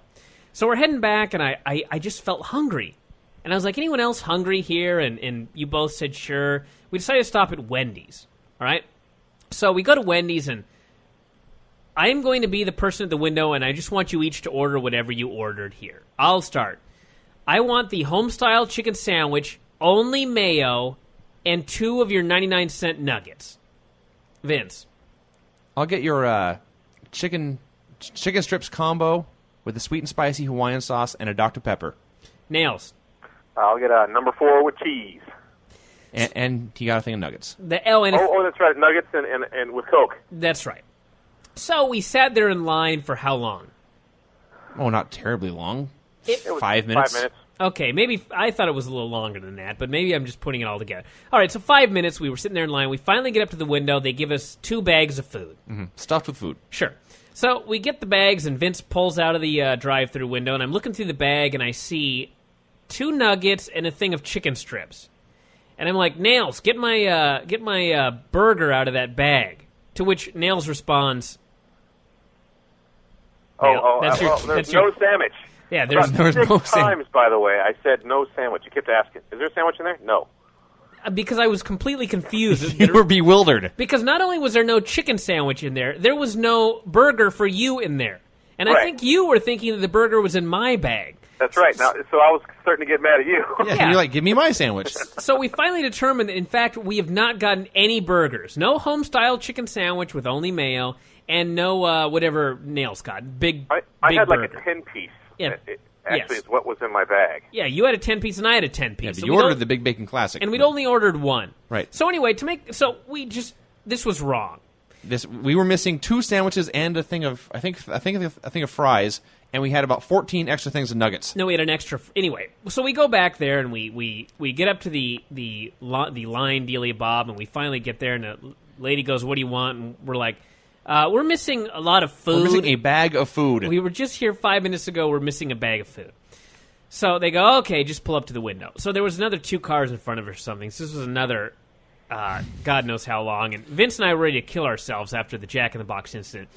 So we get up there, and the guy's like, the person in front of you, we told him to pull around and go through the drive-thru again. We never found out why he was supposed to do this. They screwed up someone's order, and it created a domino effect where they had our food, but rather than pull around, they just took our food and left. Well, no, like I said, they told him to pull around, but we never found out why they were supposed to pull around again. No. So anyway, we got up to the window, and they gave us their food. And then when they got up, they got our food. So the guy's like, "Okay, what'd you guys get?" And I'm like, we're missing a home-style chicken sandwich, only mayo, the burger, and this and that. So the fucking guy, the first thing he does is yell back, "Chicken sandwich with no mayo." And I'm like, no, chicken sandwich plain, only mayo. So he goes, "Chicken sandwich, no mayo." And so then the girl goes, no, only mayo. And so the guy yells, "Chicken sandwich, no mayo." And we're all in the car going... And the third employee goes, "No, only mayo." We're like, is this a rib? Is this guy... Is this happening? Retarded? Buddy must be back there. So then they start giving us drinks. They give us extra drinks. They bring us an entire extra bag of food. They go, "We're just going to give you this whole bag of food on us. Yes. This is extra." The guy was very nice, very polite, and I couldn't even be mad at him at that point. There's an extra burger. There's an extra thing of... We had hundreds and hundreds of nuggets. Hundreds of nuggets, fries. So finally they give us our real bag of food, and we pull out, and sure as fucking shit, my chicken sandwich has got lettuce, tomato, and no mayo on it. And I'm like, we're just not going to turn around. I'm going to eat this goddamn thing. Ate that, had some fries, 2 nuggets, some of the chicken strips, and we ate like kings. But was it worth the bullshit? Oh, no. No way. I just don't think it was worth the bullshit. So if you ever are going to the Wendy's in Totem Lake at midnight, don't. Just stay home. Yes, I was wanting the chicken fries on the way out. Oh, my God. Down the road. This was the worst experience, really, for fast food in my entire life, this 2-day period. Okay, over the 2 days, yes. The Friday was definitely number 1. The Saturday was certainly bad, but Friday was worse. And if you take it both together in just over 24 hours, I think, it was just unthinkable. I just don't know how people like that operate in the world. How do they get by day to day? How can... I mean... Don't they get lost on their way home and wander in the woods and die? Yeah, how do they not show up at the wrong address? Like, my address is 5505, and they show up at 5005 and can't figure out why they can't get in their house. I picture things like that happening. They spend about 3 hours just trying to push their key into the lock, and it won't go. Oh, Jesus. So anyway, that was the story of that. And Nails, with that, I think we're going to let you go unless you've got any final thoughts on the weekend. I have no final thoughts. I don't want to go to fast food with you guys anymore. I do blame Vince somehow. I was there both times. He was the common thread in both of these stories. So Well, we were the common thread. But. That's right. But before you go, Nails, we're going to play one thing for you here. Right. It's a little something somebody made on the board. It'll get you out on a laughing note. Any other road stories, perhaps of that nature? Perhaps it may have involved you. I got one as close to homosexuality as you can get. I went, Vince, I came here for you to fuck me. Wow. You know what I mean? He's a big guy. I mean, you know, with a heart on. Between me and you, we're about together the size of Vince, and it was brutal, right? And Wow. I'm sitting there with loads of jizz in my hand. That is true. What was that? The road will own you. Vince, you are so gay. You are fag, you are punk little gay. We spent the whole drive down to the Pride Amateur Show making fun of the Sheik. Not making fun of, celebrating the Sheik. Yes, we just over and over recreated his entire speech. I have no respect for you. Suplex him, put him in the camel clutch, break his back, and then fuck his ass. Oh, it'll never get old. It will never get old. That will never not be funny. By the way, Nails, before we go, as soon as you hang up tonight, I want you to go up and I want you to change our little slogan on the front page to just brought to you by the Iron Sheik. That's got to be our new sponsor. So, all right, Nails, I guess we will talk to you after a while. Thanks for being on, and we'll have you back on soon. All right, thanks. All right, Joe. Well, that was Nails, and we're now 50 minutes into the show. I should note we haven't even finished talking about Saturday night's main event yet, so let's get into it. Vinny, your thoughts on the women's match, which aired at 10 or an hour and 12 minutes into the show, and it was only the second match on the whole deal. Well, it was short and not terribly good, is the short version. The match itself doesn't really matter. Trish won somehow, kicked somebody or something and won. What was important is at the end, they finally did the big turn. They finally had Mickie James turn on Trish and lay her out with a kick, and the response I thought was totally underwhelming. We've talked about this before. You were happy they were dragging it out so long, and I've been saying they've dragged it out too long, and by the time it turns, they're not going to care. And I think for this night and this crowd, I think I was right. I actually disagree. I knew you would. I don't think they didn't care. I just think that I don't know why this got that reaction. All I can, the only thing that I could think was they were expecting something more exciting. I mean, when I was previewing this, I figured what they were obviously going to do, I thought this was so obvious, was the old Four Horsemen. And Trish was in the whole time. Mm-hmm. Mickie never got in the ring. Yeah. It was like they were building up to her making the tag, and of course, Mickie stomping on her, all three girls stomping on her, tons of heat, that sort of thing. Yeah. And instead, it was like Trish just won. Trish just beat both of the bad girls by herself. Yeah, and then Mickie came in and said, well, let's go our separate ways and end on a good note, and asked for a handshake, and Trish shook her hand. Mickie wanted a kiss. Trish didn't want anything of it, and so Mickie kicked her. And it was just like, all right. I mean, everybody knew it was coming, but it was missing that the atomic explosion of the turn. Yeah. It was like, I think it's just one of those things where it could have been so much more. The Horseman idea would have been much better. And I think that would have you would have had 3-on-1 heat as well. Yeah. I just think it was one of those things where after so long, you expected something big. And this is not big. And this was absolutely, and I mean, It was like, oh, Mickie kicked her? Okay, so Mickey's the bad girl now? Okay, yeah. Okay, next segment. I got to say this about Mickie James, too. I haven't seen a lot of her in-ring work, and the last I saw it wasn't very good, so I won't go back on that, but she is looking so much better these last couple of weeks since she stopped being this giant, thick power lifter. When you say looking, do you mean... Physically. Okay. When she first started in Ohio Valley, she was the hottest girl. A goddess. Oh, my God. Remember the costume contest? If anybody can go on YouTube and put up the video of the Halloween costume contest where she was, I don't even know what she was dressed as. A naked butterfly. Something like a naked butterfly or something like that. So that needs to go on eBay immediately. You will all have a brand new appreciation for young Mickie James. But then Ohio Valley, she suddenly decided she wanted to be a power lifter. And she started, I guess, doing nothing but heavy squats and eating because I hate to compare her to Rikishi or anything, but she was putting on all the weight in the lower body. Her hips and thighs were just getting enormous, and the rest of her was getting thick as well. Yeah. And I'm like, what the hell has happened to this beautiful young woman? It got to the point where she looked shorter. And this is not just a woman just, women start getting fat in certain areas of their body. That's fine. But this was like a concerted effort to become a huge, thick power lifter. She was looking like Doug Furness. Put that for a soundbite, kids. Mickie James is starting to look like Doug Furness. But now that she's changed her eating habits and her vitamin intake and dieting and such, she's starting to look like a girl again. And my God, what a hot girl she is. She often is, yes. She was so good looking last night, but hotter than Trish. I'll go as far as say that. Really? Yeah. I certainly do not think so. Well, I know how you are, Vince. You and the large older women, but that's all right. I don't know what that had to do with Trish. She's not large. I don't think she's older than me. She might be. It's Trish? Close. Yeah. No, I think she is slightly older than you, maybe by a couple of months. But okay. But I know how you are with that. Brian, I'm trying to lose weight. I know. Don't get. But anyway, yeah, it was just a deal. The crowd didn't care, and I mean, it's fine, but it just should have been so much more. Yeah. Then we had Mickie freaking out in the back after commercial. Trish broke her heart. Now I'm going to have to break you, she said. It was quite the little threat.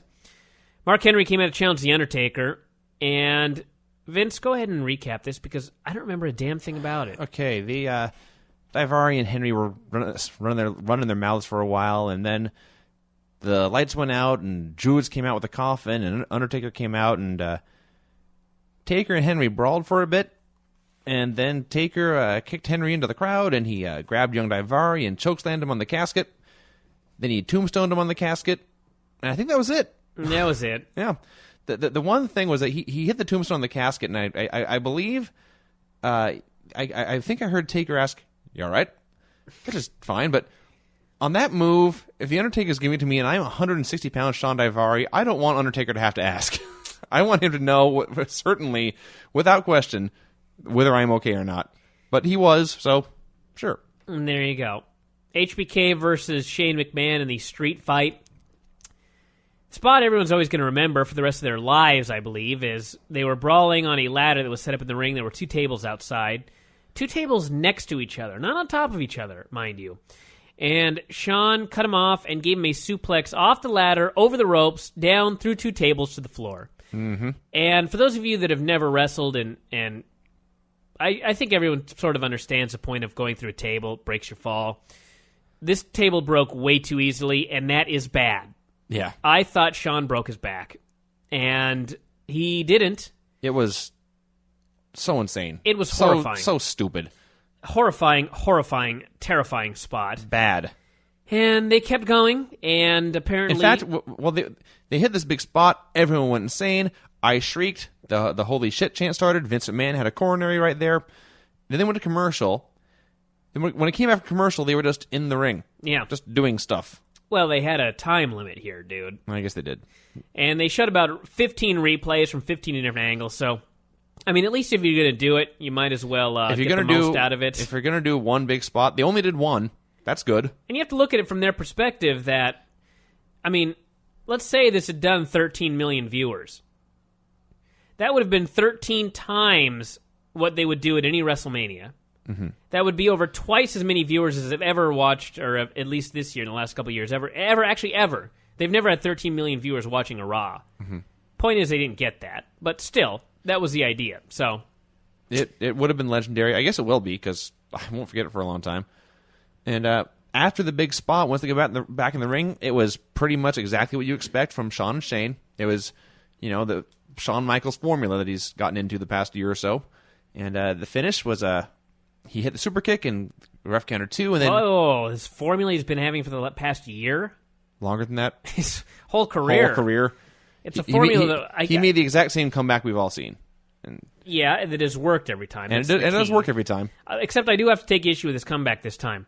I'm not usually one of those people that goes nuts about not selling during a comeback, because wrestling's a cartoon, kids. Mm-hmm. Okay? People want to see superheroes. Yeah, that's the whole deal. They want to see people that are larger than life. I mean, there is something to selling an injury if it's been worked on throughout a match and if it plays into the storyline, that sort of thing. But, I mean, if your back's been worked over the whole match and you make a comeback, I mean, that's what pro wrestling is. This is not a fight. Mm-hmm. And if you want to talk about shit like, well, if it was real, he'd be selling his back. Rich Franklin broke his hand in the second round of a 5-round fight, and if they had not told us, we would have never known. Because he fucking didn't sell his hand. He pretended like he wasn't hurt and kept punching with the hand and fighting. So, anyway, but I will say during this match, Shawn didn't sell nearly enough. With all that said, I mean, after the beating that he took in this match, he was just running around like nothing had happened. And I was not down with that. This was an extreme example. But anyway, he hit the big elbow and hit the super kick, and Vince ended up... actually, what happened was Shane set him up for the coast-to-coast drop kick. Vince, who I might note was on the cover of Muscle and Fitness, is supposed to be a big, strong man, was holding Shawn so he could not move, and then Shawn just moved. That was a good one. So the trash can went right into Vince's head, who sold it like he'd been shot. And can I tell a story here real quick? Go for it. About being held reminded me of this. I once had a tag team match with myself and Rugged Rod against Buddy Wayne and Richie Magnet.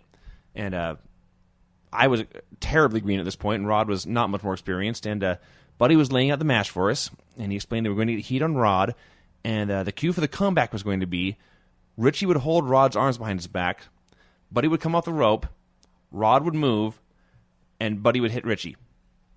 And at that point, Rod raised his hand. He had something to say. And Buddy called on him, and Rod said, "If he's got my arms, how am I going to get free?" And Buddy stared at him open-mouthed for 4 to 5 seconds, and finally he just said, "He'll let you go because it's fake." And Rod said, "Oh, okay." Oh, I get it. And it went on from there. I wonder, what the hell was the deal with Rod? I just don't know. Well, I was trained by the chef. Where did that come from? I have no idea. Let's move on here before we get anybody in any trouble. But anyway, the finish was Shane put Shawn in the sharpshooter, and Vince said, "Ring the bell." They just did Montreal. Yeah, sadly he did not say ring the fucking bell, but it was NBC and all. This was so stupid. This I don't want to say killed the show for me because it didn't in any way, but it really hurt this match. This match was going along so well, and what a stupid finish. It's obsessive Vince McMahon. It's the whole idea of we need to convince people that Bret Hart's going to be at WrestleMania so we get 1 million buys, even though he ain't going to be there. Mm-hmm. And... well, the stupidest reason of it all is, and Montreal happened before the boom period. It kind of kicked off the boom period. It was in 1997. That's 9 years ago. There's a lot of wrestling fans out there who, they may have a vague idea of what it is, but they weren't watching then. It doesn't mean anything to them. They don't care. They're not going to buy the show because of this. It's just, it was a key moment in Vince McMahon's life, and thus it's important enough for him to build to end his biggest show, or biggest free show with it. End. Why? Why did he do it? I don't know. The Bret Hart deal at WrestleMania. That's the only reason. Yeah, because he thinks he'll get Bret to show up at Mania. No, it's not even that. I mean, whether Bret's there or not, people are going to watch this, his assumption is, and they're going to buy the show thinking he's going to be there. I see. So, and if that's the case, you've got their $49.95 and you fucked them. Yes. So, then what? I don't know. It's bad thinking. Anyway, let's move on. SmackDown. Go for it. There was a lot of wrestling on it. We were talking about how the Cena Hunter main event was cold. It's much hotter than the SmackDown main event, and that main event after this show was just dead and buried in the ground. Well, they killed it on Saturday, and they did no favors on this show, so I don't know. What the hell can you do? Randy Orton opened up the show. He came out. I don't even know what he said. Nothing. He was like, he came out and he talked about everything that happened on Saturday night's main event and this, that, and the other thing, and how he was appalled to have been pinned by John Cena. And his explanation for being pinned, I guess, was that everybody was jealous of him. Yeah. And he said, you're jealous of my good looks, my talent. And I was like, thank God you didn't say your promo ability. You suck. Your promos are so fucking boring. When's the last good Randy Orton promo? Mick Foley?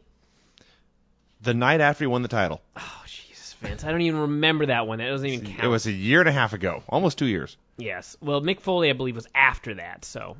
No. That was last WrestleMania, which would be a year ago. Last WrestleMania was Orton and Undertaker. Oh, you're right. Whatever. Fuck off. So let's go on here. Okay. The opening match. How dare you ever be right on this show, by the way? I apologize. Absolutely, completely unacceptable. Suplex him, put him in a camel clutch, break his back, and then fuck his ass. That's what Sheik is going to do to you. She doesn't take no shit. He doesn't. You was lucky, punk. Clips aired of the finish of the Money in the Bank match, and then we had a battle royal. They wasted 3 minutes having Animal cut a promo about how he didn't deserve to be in there because he was a bigger star and made more money than all those guys in the ring, which is accurate. Probably true, yeah. And then he was immediately thrown out. Well, I have no problem with that, actually. So they had a battle royal. It was long and boring. Yeah. It's kind of weird because what the hell was that? I fucking hate that goddamn thing. Ah. Let me just explain this because you're probably all gonna hear this forever. I have this stupid fucking McAfee antivirus, and it came with my Dell computer. So it expired, and I renewed. And there's a deal where it keeps asking me to register. So I go to register, and it won't let me register. Because it says, it even says at the bottom, if you bought this through a Dell outlet, click here. Okay. And of course I click there, and nothing becomes of it. So this goddamn thing's going to come up till the end of time. And it drives me fucking crazy. That's what you hear on this show. But anyway, go ahead and talk about the Battle Royal. It was long and boring, and the days of, when the Battle Royal would be the one chance you get to see all your favorite stars at one time. Well, that was back in the day. That was before stars like, I don't know, Funaki, Scotty 2 Hottie, Gemini, Big Vito. Yeah. It was just the leftover I don't crew. even remember Big Vito being in there. Yeah, maybe he wasn't. I don't know. I was pulling that name out, but Jim and I were, so that made it all worth it. Yeah. And they all did stuff for, about 10 minutes. You are without doubt the worst pirate I've ever heard of. He was there. And then it came down to Lashley and Eminem, and then it was okay for a while. And then eventually Lashley won. And would you like to talk about Eminem and their manager? I watched the last 5 minutes. You can confirm this with the mute on. He couldn't take any more. I hate that woman. She screamed a lot. Someone register IHateMelina.com. I hate this woman. I ban her from my television set, and if she were fired from WWE tomorrow, I'm sure she's a sweet girl, but I would be fine with that. I cannot handle the scream. I have nothing more to say. Wow. Move on. What was next? I have no idea. You have the notes. I know Tatanka was in the ring. Tatanka was also in the Battle Royal. That was very important. He was one of the final guys in the ring. Tatanka is not very important. I'm sorry. Well, he was one of the last 4 in the ring. There is some importance to that. I disagree. Vince, he was one of the last 4 in the ring, thus the company considers him important. Well, the company may consider him important. I disagree. I don't consider him important either, but he was one of the last fucking 4 guys in the ring. That's somewhat important. Who are the last 4 guys in the Royal Rumble? Ray, Randy, Hunter, and John Cena. Wrong. I don't give a fuck. Oh, you know? Yeah. Okay, well then it matters that Tatanka was one of the last 4 guys in this fucking match then, doesn't it? Go on. You don't understand what I'm talking about, the term important. Okay, they think Tatanka... Yes, I don't give a shit if you do. Okay. Jesus Christ. I'm getting hot so right angry now. Melina fucking pissed me off. I'm sorry. Okay, yes, Tatanka was in the last 4 guys, so apparently they think he's a big star and he's gonna make the money. No. Let's just move on. I don't know what you want me to say. I want you to say nothing for a little while. Do you understand? Thank you. I'm hot. Hold on a minute, everybody. All right, we've opened up the blinds. A little cool air in, and everything seems to be better now. So let's move on with the report, Vince.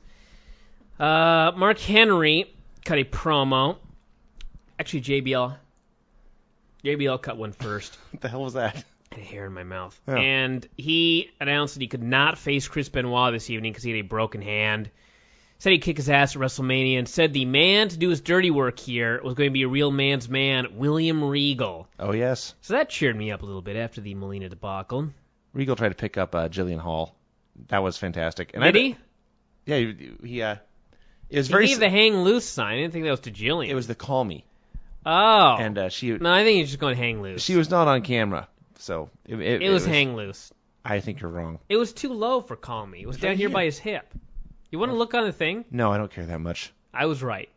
Fine, you were right about this one, Brian. Okay. That's right. That's what I wanted to hear.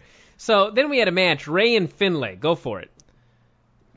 You know, when Finlay was around, when he was in WCW the first time, I was 10 years younger. I was much dumber, and I was a hardcore WWF guy, and I thought WCW was the enemy. So I watched it, and I watched him, and I knew he was there, but he never impressed me at all. He was just a guy. And I watch him now, and I think, Vincent Verhey, you, sir, were dumb. How young were you? You were a year younger than me. Yeah. I recognized from the first time I ever saw him on TV that he was awesome. I just thought he was just an Irish guy with a mullet, and he bored me. I was a fool. Oh, God. An utter and complete fool, and I apologize for my sins. Whoever did the poll on the site looking for a co-host for me, we may need that now with what I've learned about Vince this evening. By the way, God, whoever made that poll, I believe they made that poll because there was no Figure 4 Daily today. I think people have decided that I'm burnt out or something like that. That's why there was no show. Reason there was no show was I tried to arrange 3 different guests for today, actually 4, and all of them fell through. I was like, fuck it, no show today. That was the real reason. So I didn't want to have a bullshit nothing show, so I just didn't do a show. Good for you. That's it. Okay. So I'm not burnt out or nothing. I'm here. Did you finish talking about Ray versus Finlay, or did you start talking about how Finlay was No, I talked about what an idiot. shitty? I talked about what an idiot I was. No, that's good. We can talk about that all night. Okay, well that's what I was doing. So yeah, they had a special little match. Finlay is just so believable as the bully, and just I can't even put into words how great he is, how subtle he does it. He just beats people up and makes everyone hate him and love the little guy. And help that it was Ray. Oh God, you're gonna prove. Go ahead, keep talking. You're doing a hell of a job. No, I'm not. here. I'm not. Are This you, is no longer my favorite show ever. Are you saying It you're was. not a fountain of charisma? Again, my term used against me. Basically, he beat the hell out of the little bugger, and the little bugger fought back, and I don't remember the finish. What happened? I just remember the match. Oh, the was like, finish! The finish irritated the hell out of me. Randy Orton ran out and RKO'd Ray, and Ray got pinned. Oh, this is why the finish was so absurd. It wasn't just because of what the finish was. What happened was the referee got distracted because Finlay grabbed his shillelagh baba, and he was going to, I guess, hit Ray with it. And the ref stopped him, and he was like, no, you can't use that thing. So the ref is on the other side of the ring talking to Fit Finlay, and Ray, who has been setting up for the springboard Hurricane Rana or whatever, or the Hurricane leg drop, or whatever the hell he normally does off the ropes, springboard leg drop. As he's setting up for that, he goes for it. Why the fuck did he go for it? I don't know. I mean, Finlay was on the other side of the ref. Yes, the ref was in the Speaking way. to the ref, was he going to go over the ref and Maybe land threw him. on Finlay and then give him a Hurricane Run or something like that? So anyway, Ray jumped off the ropes and got hit with the RKO, and Finlay got the pin. And yeah, I love Fit Finlay, but what the hell is he doing pinning Rey Mysterio right before WrestleMania? I have no idea. I know they're going to say, well, it was Randy Orton and everything like that, but this is a good match. 3.25 stars, maybe 3.5, but what a shitty, stupid finish for a number of reasons. We're going to watch this now, Vinny. You have anything to say while I'm fast-forwarding to Regal? I don't remember. Oh, yeah, that part. I was trying to remember what we were arguing about before. Oh, I remember. I remember this stuff weeks and months later. which is sort of funny because when you think about the stuff that I don't remember. All right, let's check this out here. Jillian Hall's on the right-hand side of the screen. Oh, Regal's appearing in a minute, right? Yes. All right, so Jillian, by the way, I don't know. Post-WrestleMania, things may not look good for that young lass. And what is up with your girl's hair, dude? It's like she's wearing a wig. That is a mullet. It may be, Crystal actually. has a mullet. She does. Yeah. What are you seeing her? Today, nothing. She's even, I don't know. Look at Bradshaw's nose. Austin broke his nose, he said. This was another fine Bradshaw promo. I don't know if Austin really did break his nose or what happened there. I don't have an update. Well, his hand is actually probably healed by now, but where is Regal? Was this promo really this long? Yes. He's calling himself a wrestling god now. All right, enough of the wrestling god stuff. Get Regal out here. Where's the damn Englishman? There he is. All right, watch this, Finn. Okay, here comes William Regal, the mad Englishman, and he does the hang loose sign here. He looks right at her. You call me. No. Oh, yes. No. Okay, it wasn't next to his head. He was going, hey, baby, hang loose. You think William Regal Sure. is going to get the hang loose sign? I can see you trying something like that. I'm not William Regal, am I? No, you're not. That's a good point in your favor, actually. Let's just move on with the show here. A fine idea. I don't know. God, now that's going to be playing in the background all night. We're wasting time here.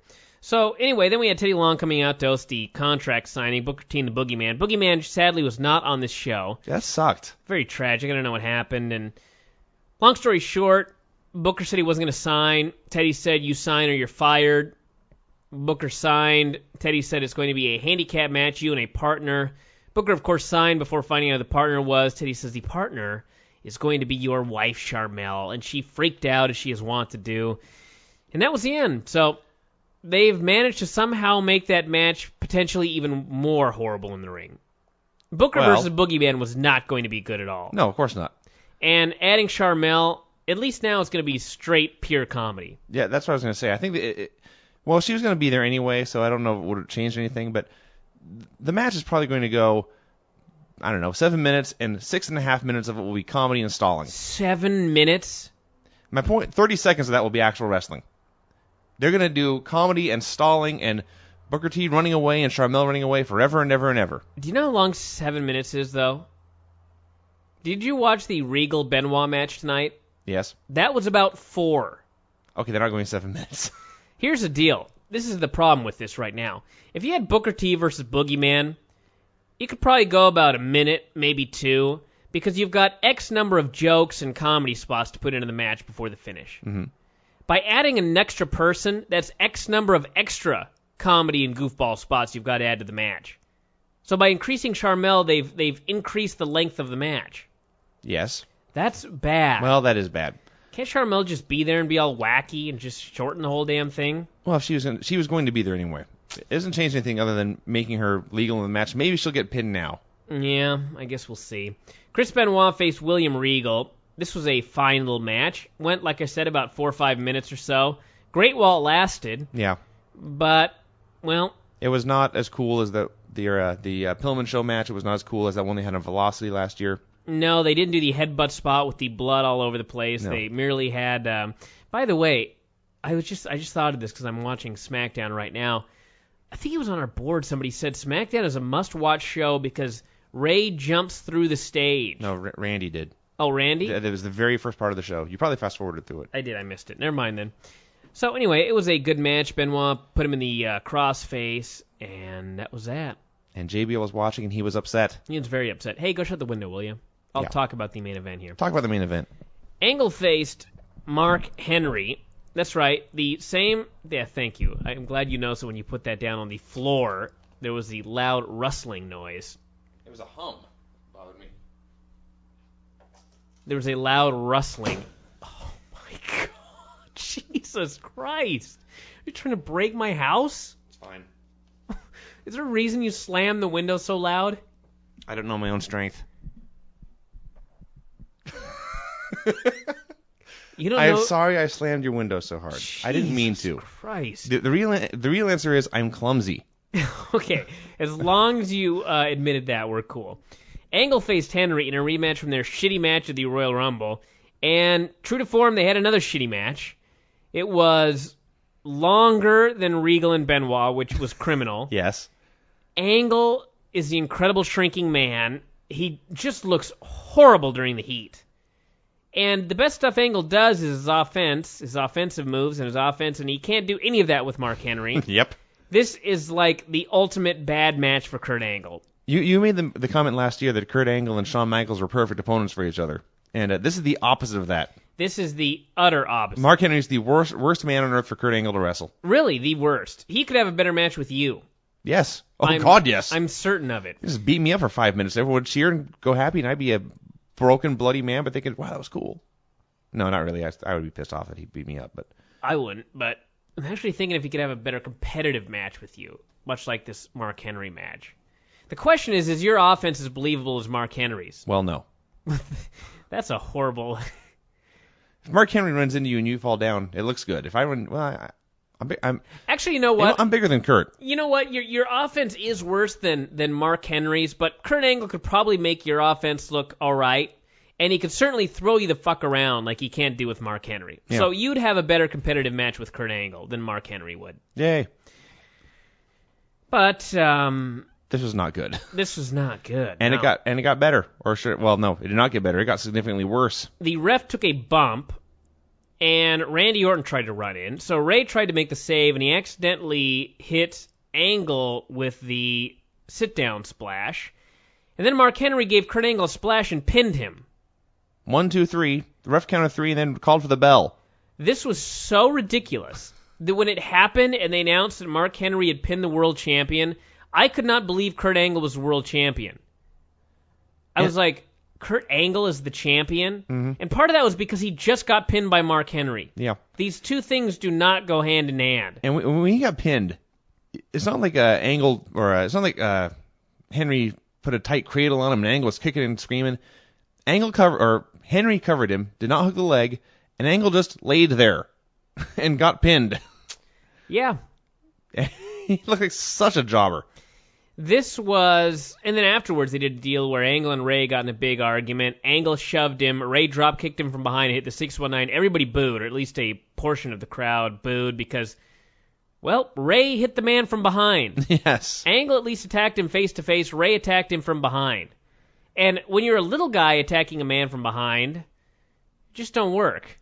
Actually, I was going to say something, but it actually works worse when you're a big guy attacking a smaller guy from behind. That's truly cowardly. This was not as cowardly, but it's still cowardly to attack a man from behind. So the idea, I think, was, all the WrestleMania dudes did jobs because of somebody else in the match, but it was That's a stupid idea in itself. It did nobody any favors. Yeah. Nobody. It didn't do Mark Henry any favors because, you had another guy that helped him win, and nobody takes Mark Henry seriously whether he pins Kurt Angle or not.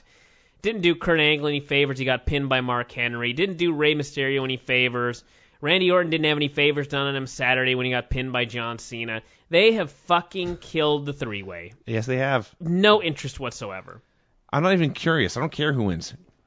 We can skip it on Sunday now for all I care. Or I guess it's a week from Sunday. No, we can't. I know, but This SCB Day. Super Craig Buffet. SmackDown, kids. Ray came out and cut a promo. This was 15 minutes long. It consisted of Ray, Angle, and Orton all bitching. there's a whine. Orton basically outsmarting the babyfaces. He talked them into fighting each other, and he got away scot-free by the end. Bullshit. It was just so ridiculous. Dumb. Teddy Long came out, signed Angle versus Ray for later, and then had Orton just escorted out of the building 2 days before WrestleMania. Sure. That's a big punishment. So yeah, it was so stupid. This was really, Orton is now SmackDown's Triple H. Everybody hates him. Mm-hmm. Everybody wants to fight him. He's always the centerpiece of the show. So, if he doesn't win tomorrow, he's winning very, very soon. Oh yeah. He's going to be the man. Mm-hmm. And it's the idea of turning in WrestleMania is more than anything else is to see who's going to win.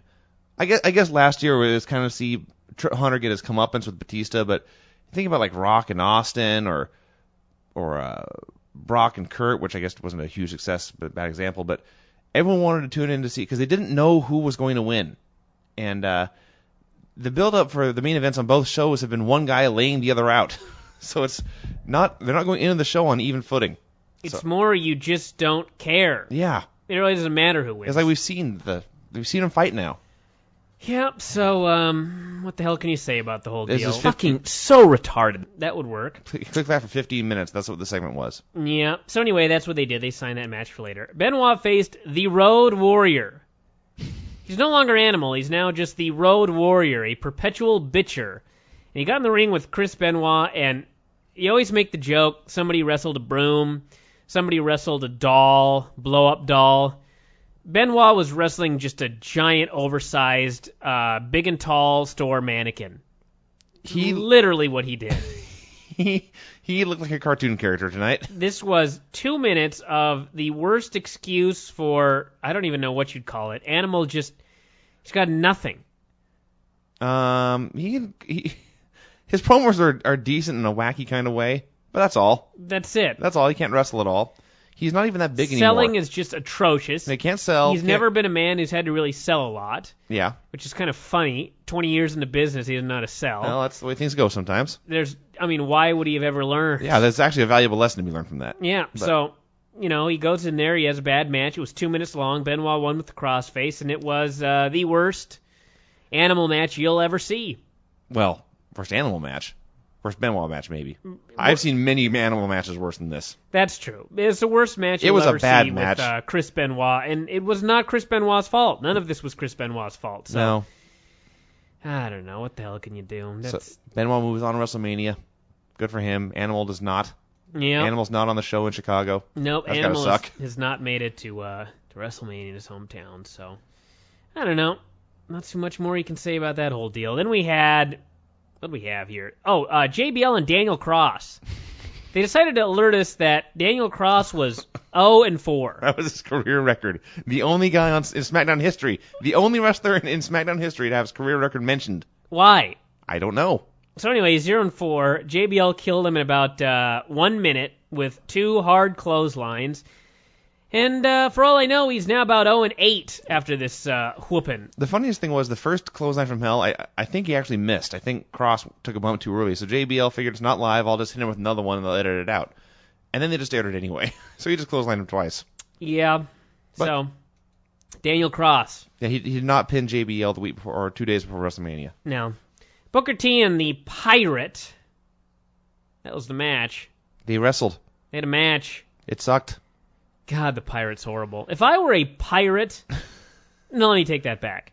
If my great-great-grandfather was a pirate, and I knew that I was either going to be a really, really shitty pirate or just not be a pirate, I would not be a pirate.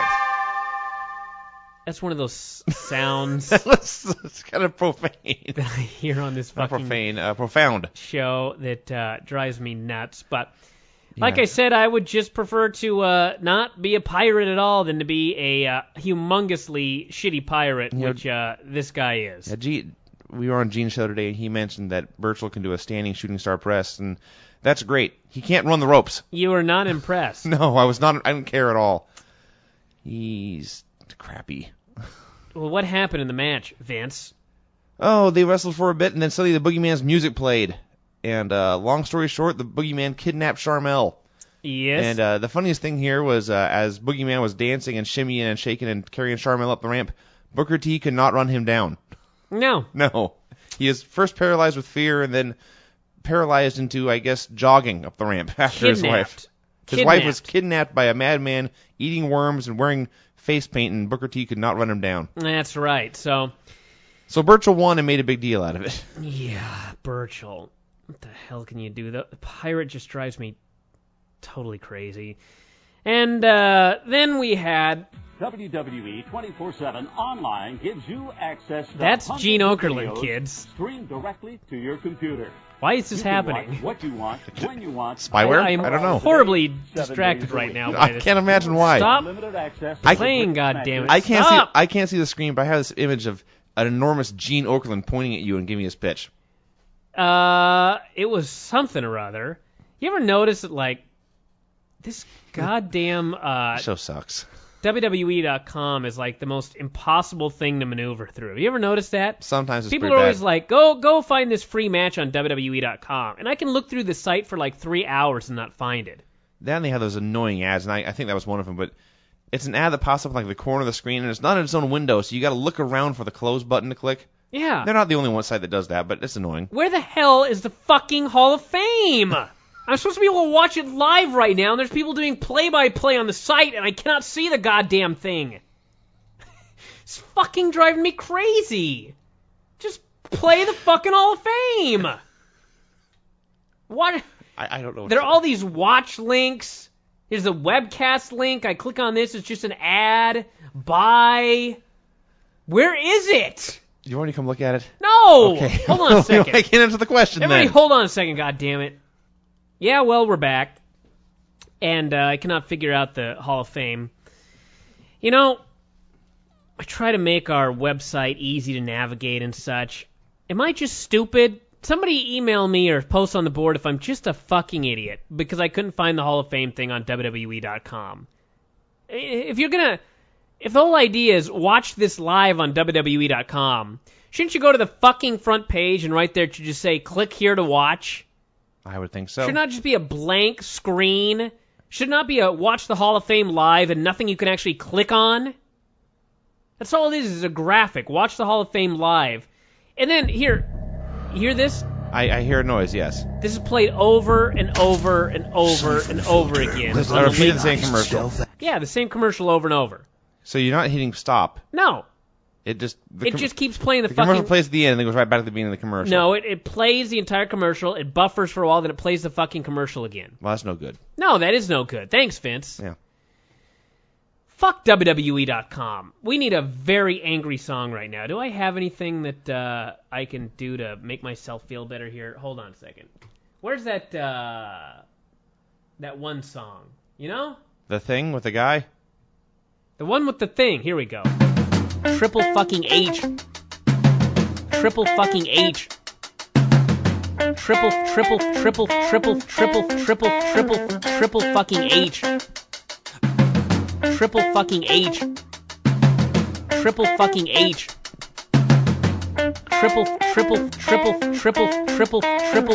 fucking H. That makes me feel a little bit better. I hope that helped. Fuck those guys. Fuck those guys. Fuck those guys. Fuck those guys. Fuck those guys. Fuck those guys. Fuck those guys. Fuck those guys. Fuck those guys. Fuck those guys. WWE.com can suck my dick. There we go. All right. Now I'm feeling much better. I hope I didn't blow out anybody's speakers with that. Or ruining relationships or... I don't care anymore. I'm so angry. I wanted to have a fun little show where we cut back and forth to Blackjack Lanza and Bobby Heenan fucking yelling at each other. Instead, what do I get? Bullshit. The same stupid fucking commercial over and over again.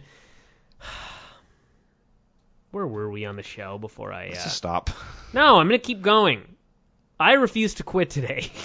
That's for damn sure. I can vouch for that. All right. Where were we? Mark Henry came out in a suit. The world's strongest suit. He looked very, very dapper. He was there to host a funeral for the Undertaker's streak. And, said the future was here, brothers and sisters. Amen. He ran down all of Undertaker's victims. I had to give a hearty amen of my own. You did. And he said he was going to beat the Undertaker, and then he left. It was nice and short. Got to the point. Got himself over. A fine promo. Built to the match. This segment made me happy. I just got an email from Buddy Wayne. Kids, all I just got to say is just shut the show off now. It's not going to get any better from this point forward. It's going to be the worst show in history because I don't care about it tonight. I've been made so upset by WWE.com that I don't give a shit about recapping their fucking stupid SmackDown show, ranting and raving about their absolutely retarded booking. Absolutely retarded. Yeah. I'm just going to have a little fun here and let the mics go. All right. Play a little song. I totally don't care. So I'm going to recap this thing from Buddy Wayne right here. I asked if he was good to go tomorrow. Told him we should meet at Albertsons around 2:30 or so. And he responds back, yes. What time here is the Hall of Fame? I don't know what the fuck Central Time is. I need Everett, Washington time. I just watched the internet show. Oh, fuck.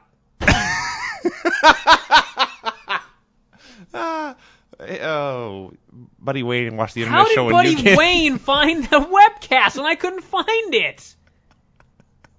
Did they take it off the site or something like that? I don't know. Maybe you're blocked. Maybe your IP address is blocked from the site. Just watched the internet show. Greg Gagne stole it. I love the writers That's in the impossible. crowd looking at Atlas like he was retarded. See, we missed something good. Yeah. And now we can't see it because of this fucking stupid website. I'm just so angry. So retarded. So retarded. I'm going to respond right now. Yeah. Everyone else can just hang on while I respond to Buddy Wayne. You can see what life is like here at Club Chico as I can basically live my life with me. That's a horrible thought. Unfortunately, my thing still ain't working. World Wrestling Entertainment. My computer isn't working either. I hit the reply button and nothing comes up. But Buddy and I email back and forth, much like Dave and I mail back and forth. A lot of people don't know this. They assume that Dave and I talk all the time. We never talk. Yeah. We talk on the air. We talk before we go on the air. That's it. The rest of the time we email back and forth. And it's the same with Buddy Wayne. 11 p.m. PST, Everett time. How the fuck did you watch the fucking Hall of fucking Fame, buddy? There. It's a happy little email. That's the whole thing. If I could add I need a, what are those things, smileys? I need a middle finger smiley. I'm sure there's one somehow. I couldn't figure out the fucking computer. I apologize for my profanity today, everybody. I'm down on WWE.com, down on a lot of things, and you know what's funny is Granny the other day goes, I don't listen to any shows except you and Vinny, so what a show you're listening to tonight, Granny. Just turn it off. It's all, Really, Granny's not the only one. It is not appropriate for anybody this evening. This is a bad radio show. I encourage you all to find other interests today. Yeah. Let's Maybe go back. Easy listening or... Easy listening. Let's do some karaoke. I did that earlier today. You did on Gene's show, and you did a shitty job. That's a song I didn't know. Well, here's the problem. I got to say one more thing about Gene's show. The strength of Gene's show, or the negative of Gene's show, whichever you want to look at it, we had an echo. We did, in fact, have an echo. So every time we responded to Gene, and every time Gene responded to us, everybody was off by about a second. So if there seemed to be moments in the show where everybody was on a different page, that's why, because of the echo.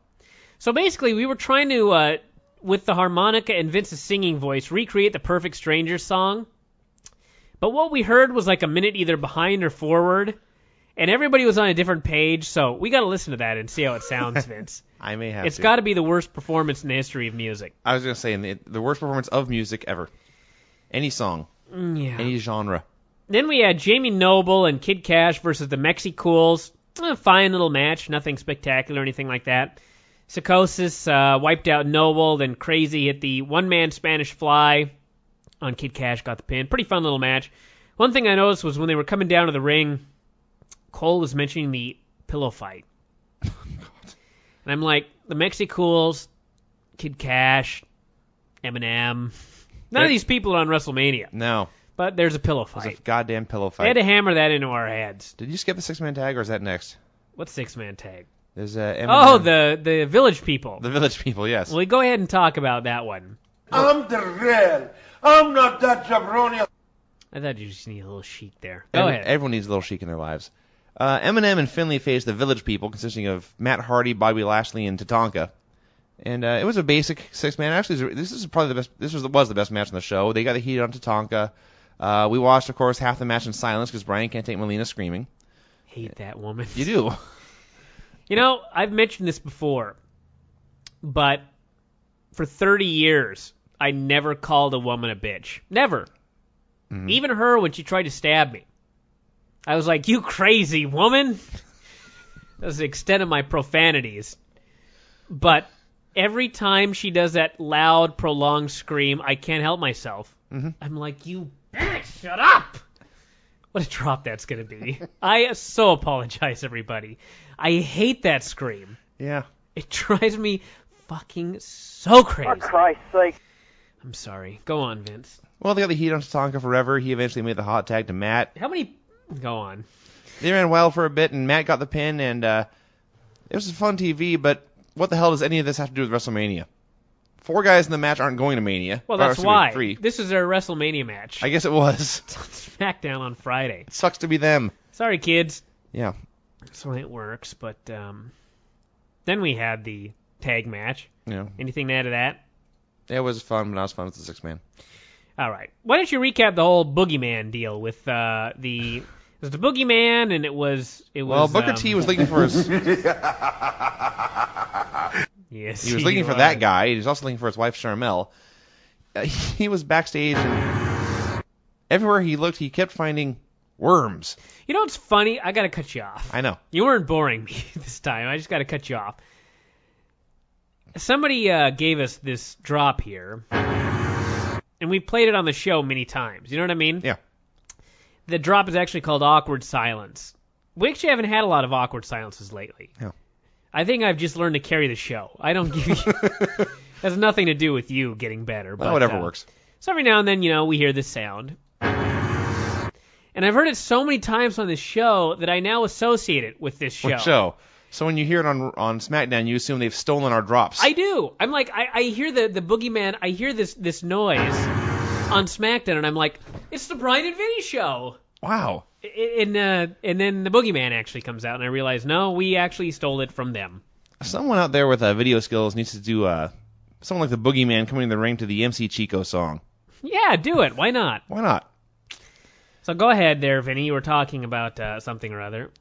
Well, Booker T was looking to save his wife Sharmell from the worms, and he went down a stairwell that was covered with worms, and with every step they added in little squishy sound effects, which was dumb. I guess the whole thing was dumb, so what am I talking about? Anyway, he found a door, and Sharmell was screaming behind the door. And he said, Sharmell, are you okay? And she screamed, No! So he paused and he said, Sharmell, are you okay? No! Then he said, are you alone? Yes! Then once he sort of established that she was alone, he went in to help her. And sure. She was on a box surrounded by worms. I don't know why she couldn't get out through the worms. Perhaps She ain't gonna step on the worms. They're scary. Okay. Well, that's why. Why did women used to jump up on a box when a mouse was in the house? They think the mouse was going to eat them. They were afraid to have contact with the rodent. Well, they were certainly afraid. She was certainly afraid to have contact with the worms. Thank you. Go on. As was Booker, who eventually managed to help her get off the box and carried her away to safety. And then the Boogeyman laughed, and they went down the hallway, and he was watching the whole thing and giving his Boogeyman laugh, and that was it. Yep. That was, this was not, of all the things they've done, 2 have not worked. This and the Beekeeper. This was not as bad as the Beekeeper, but the Beekeeper was significantly worse. This is not as good as the other stuff.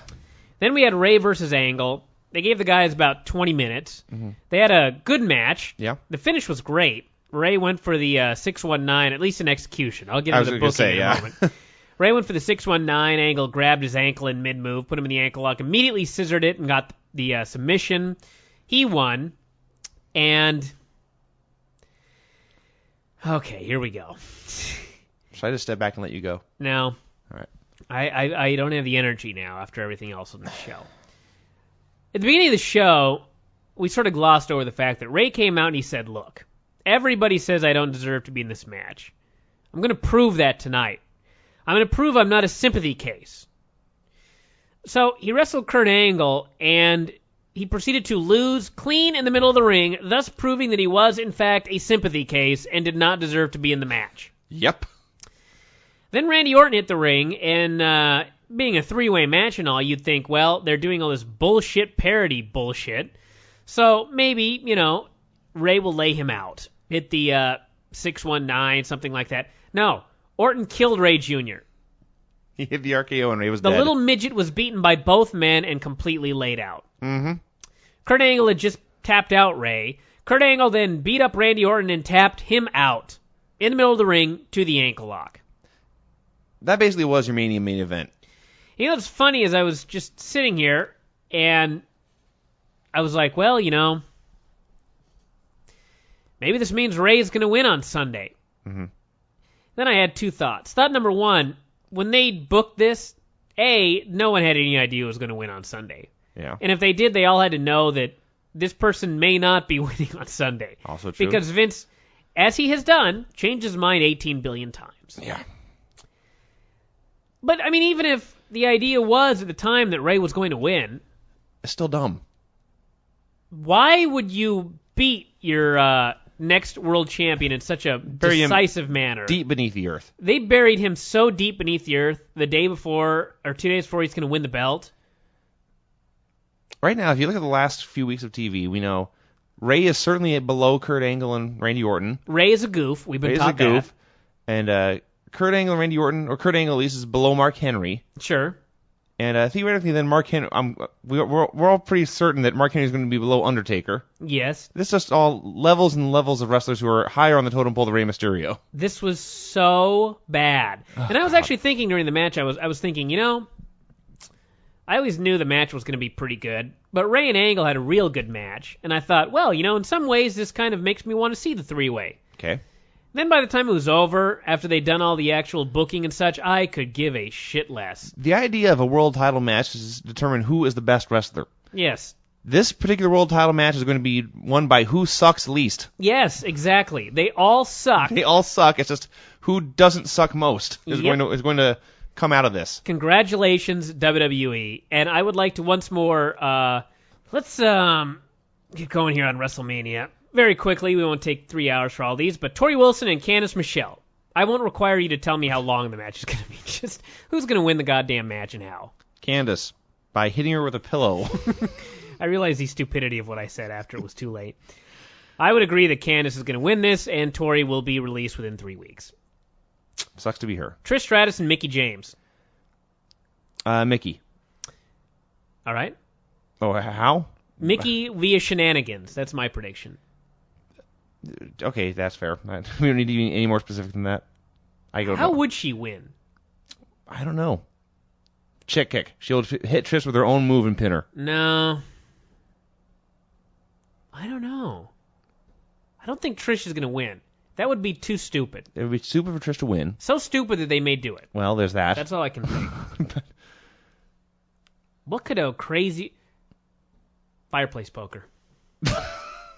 There we go.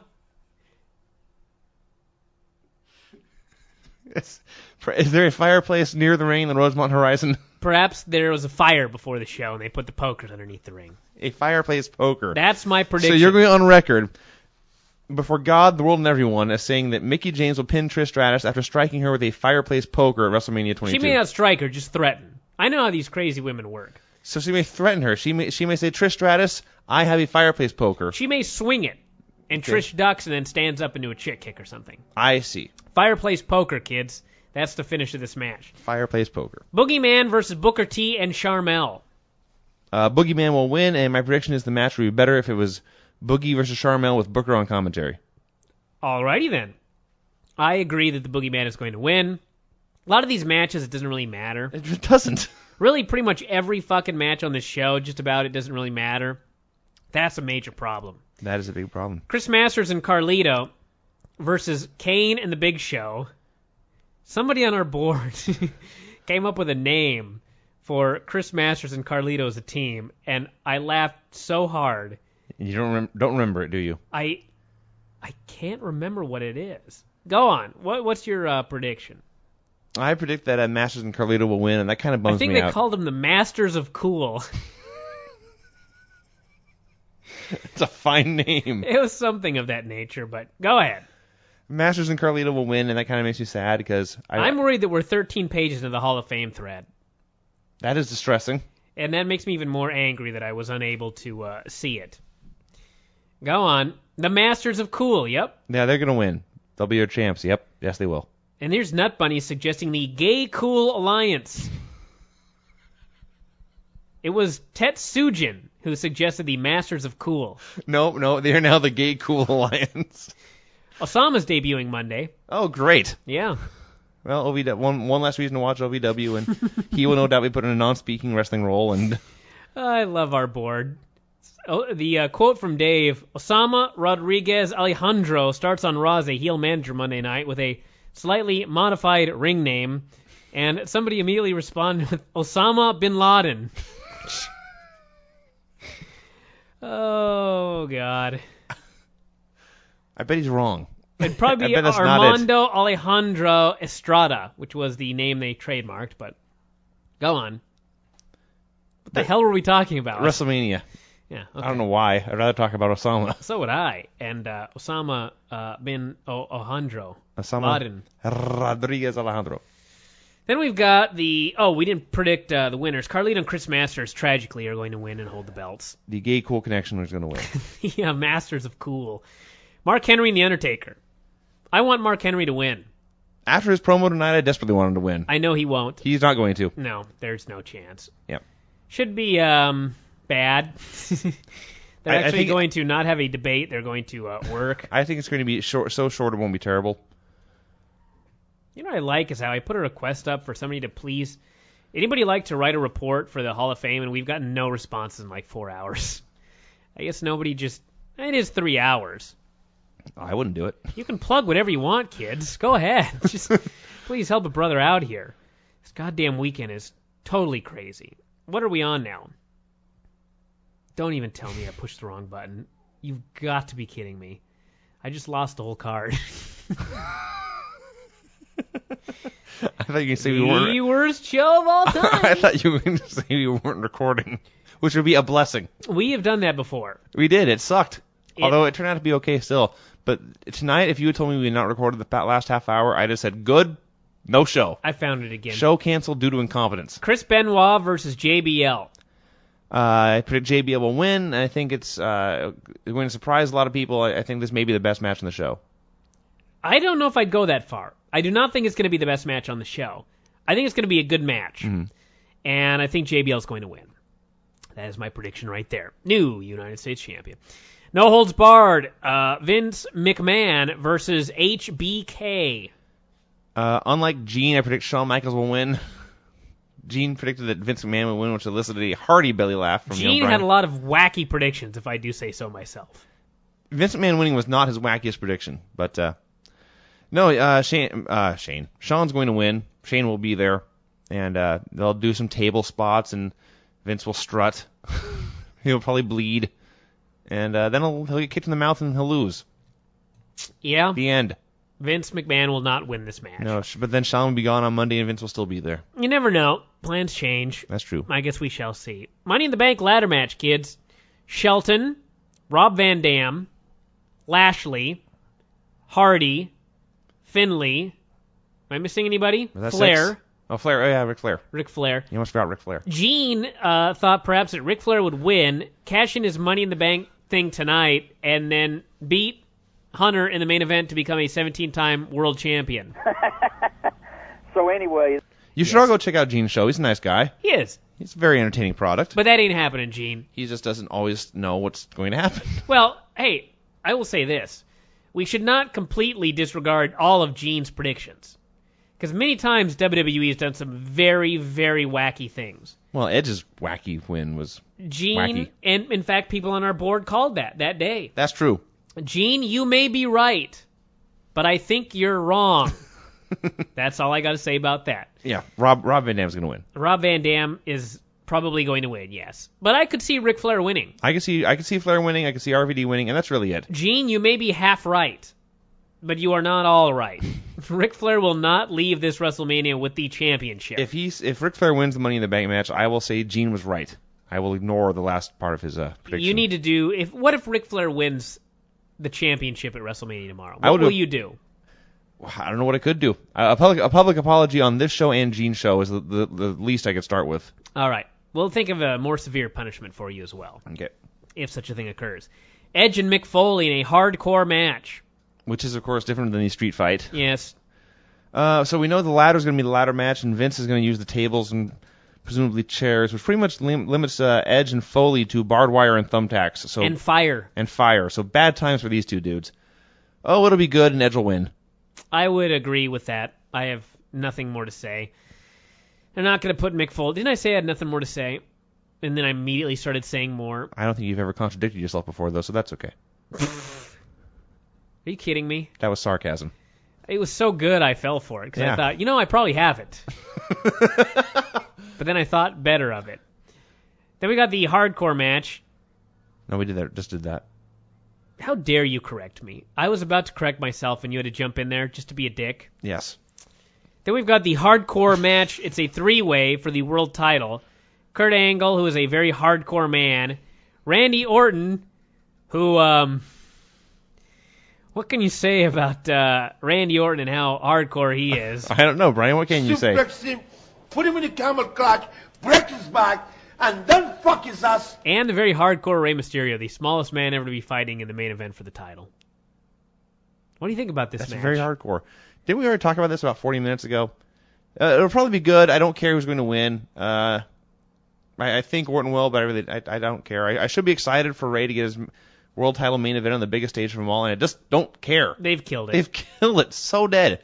And I said this on Gene's show, and Let me interrupt you. Fine. Before I forget. WrestleMania is a very special day. Yes. They're going to pull out all the stops. They're going to have incredible pyro. They may have a new set. They may have new colors. Everyone's going to have a fancy outfit. Maybe they'll bring back the white ropes everyone loves so much. The white ropes. There's going to be an aura. There's going to be colors and lights. There's going to be good food, friends, drink. It's going to be a very special day. And when tomorrow is over, if Rey Mysterio wins the title, it may actually be a very special moment. Mm-hmm. But the key is, it's not tomorrow yet. And right now, nobody is looking at this as being the potential of a very special moment, a great moment. It has been killed. Yeah. So if tomorrow comes and goes and we're like, that was one of the best WrestleManias I've ever seen, does it matter? No, because no one will have seen it. It's just like, I don't know. It is different with WrestleMania because there are going to be a lot of people that are going to buy it just because it's WrestleMania. Yeah. But it's just, the hype's not there. It cannot be denied. This is the worst I will not promotion. come on the show Monday and go, I was so wrong. That Ray Jr. title win was so special. No. I won't say not. it. Even if it's the greatest show of all time, I will not rescind what I'm saying right now. No. Which is they've done a shitty job trying to make us excited for this show. And at this point right now, at 8:32 p.m. Pacific Standard Time on Saturday night, April 1st, I barely give a shit about WrestleMania. No, I said this a month ago, and it was half joking, but now I'm totally serious. I would skip Mania before I'd skip the Hall of Fame. The Hall of Fame show is way more exciting than WrestleMania itself. And I said this on Gene's show. This kind of goes back to what you're saying, and it's kind of wishful thinking on my part, but maybe tomorrow for Mania, Ray will have, POD's going to be there doing a song, and maybe he'll come out in the big Aztec headdress, and everyone will go crazy, and maybe then I'll get excited, but who cares? Right now, who cares? Who gives a fuck? Think about that for the biggest show of 2006. The biggest show of gives 2006, a fuck? the biggest match in the career of two of these men, and don't care. Which two? Randy and Ray. Randy. I guess you could argue Randy's match with Benoit was bigger. Yes. But well, unless Randy wins, then all of a sudden this all goes out the window. And then the main event, John Cena and Triple H. Again, who cares? Well, this is the ultimate, and who cares? In that we all thought Hunter was going to win, and now we're kind of leaning towards Cena's going to win, but it doesn't matter. It doesn't matter. You can do either way. No. And apparently Cena was just booed out of the place at the Hall of Fame tonight. Fans were chanting Triple H. That's the killer right there. The same Triple H who said that Angle was just a shitty heel. He can't get those people to cheer Cena. It's all Angle's fault. Now who's the geek? Triple H. I was going to say, yeah, Hunter.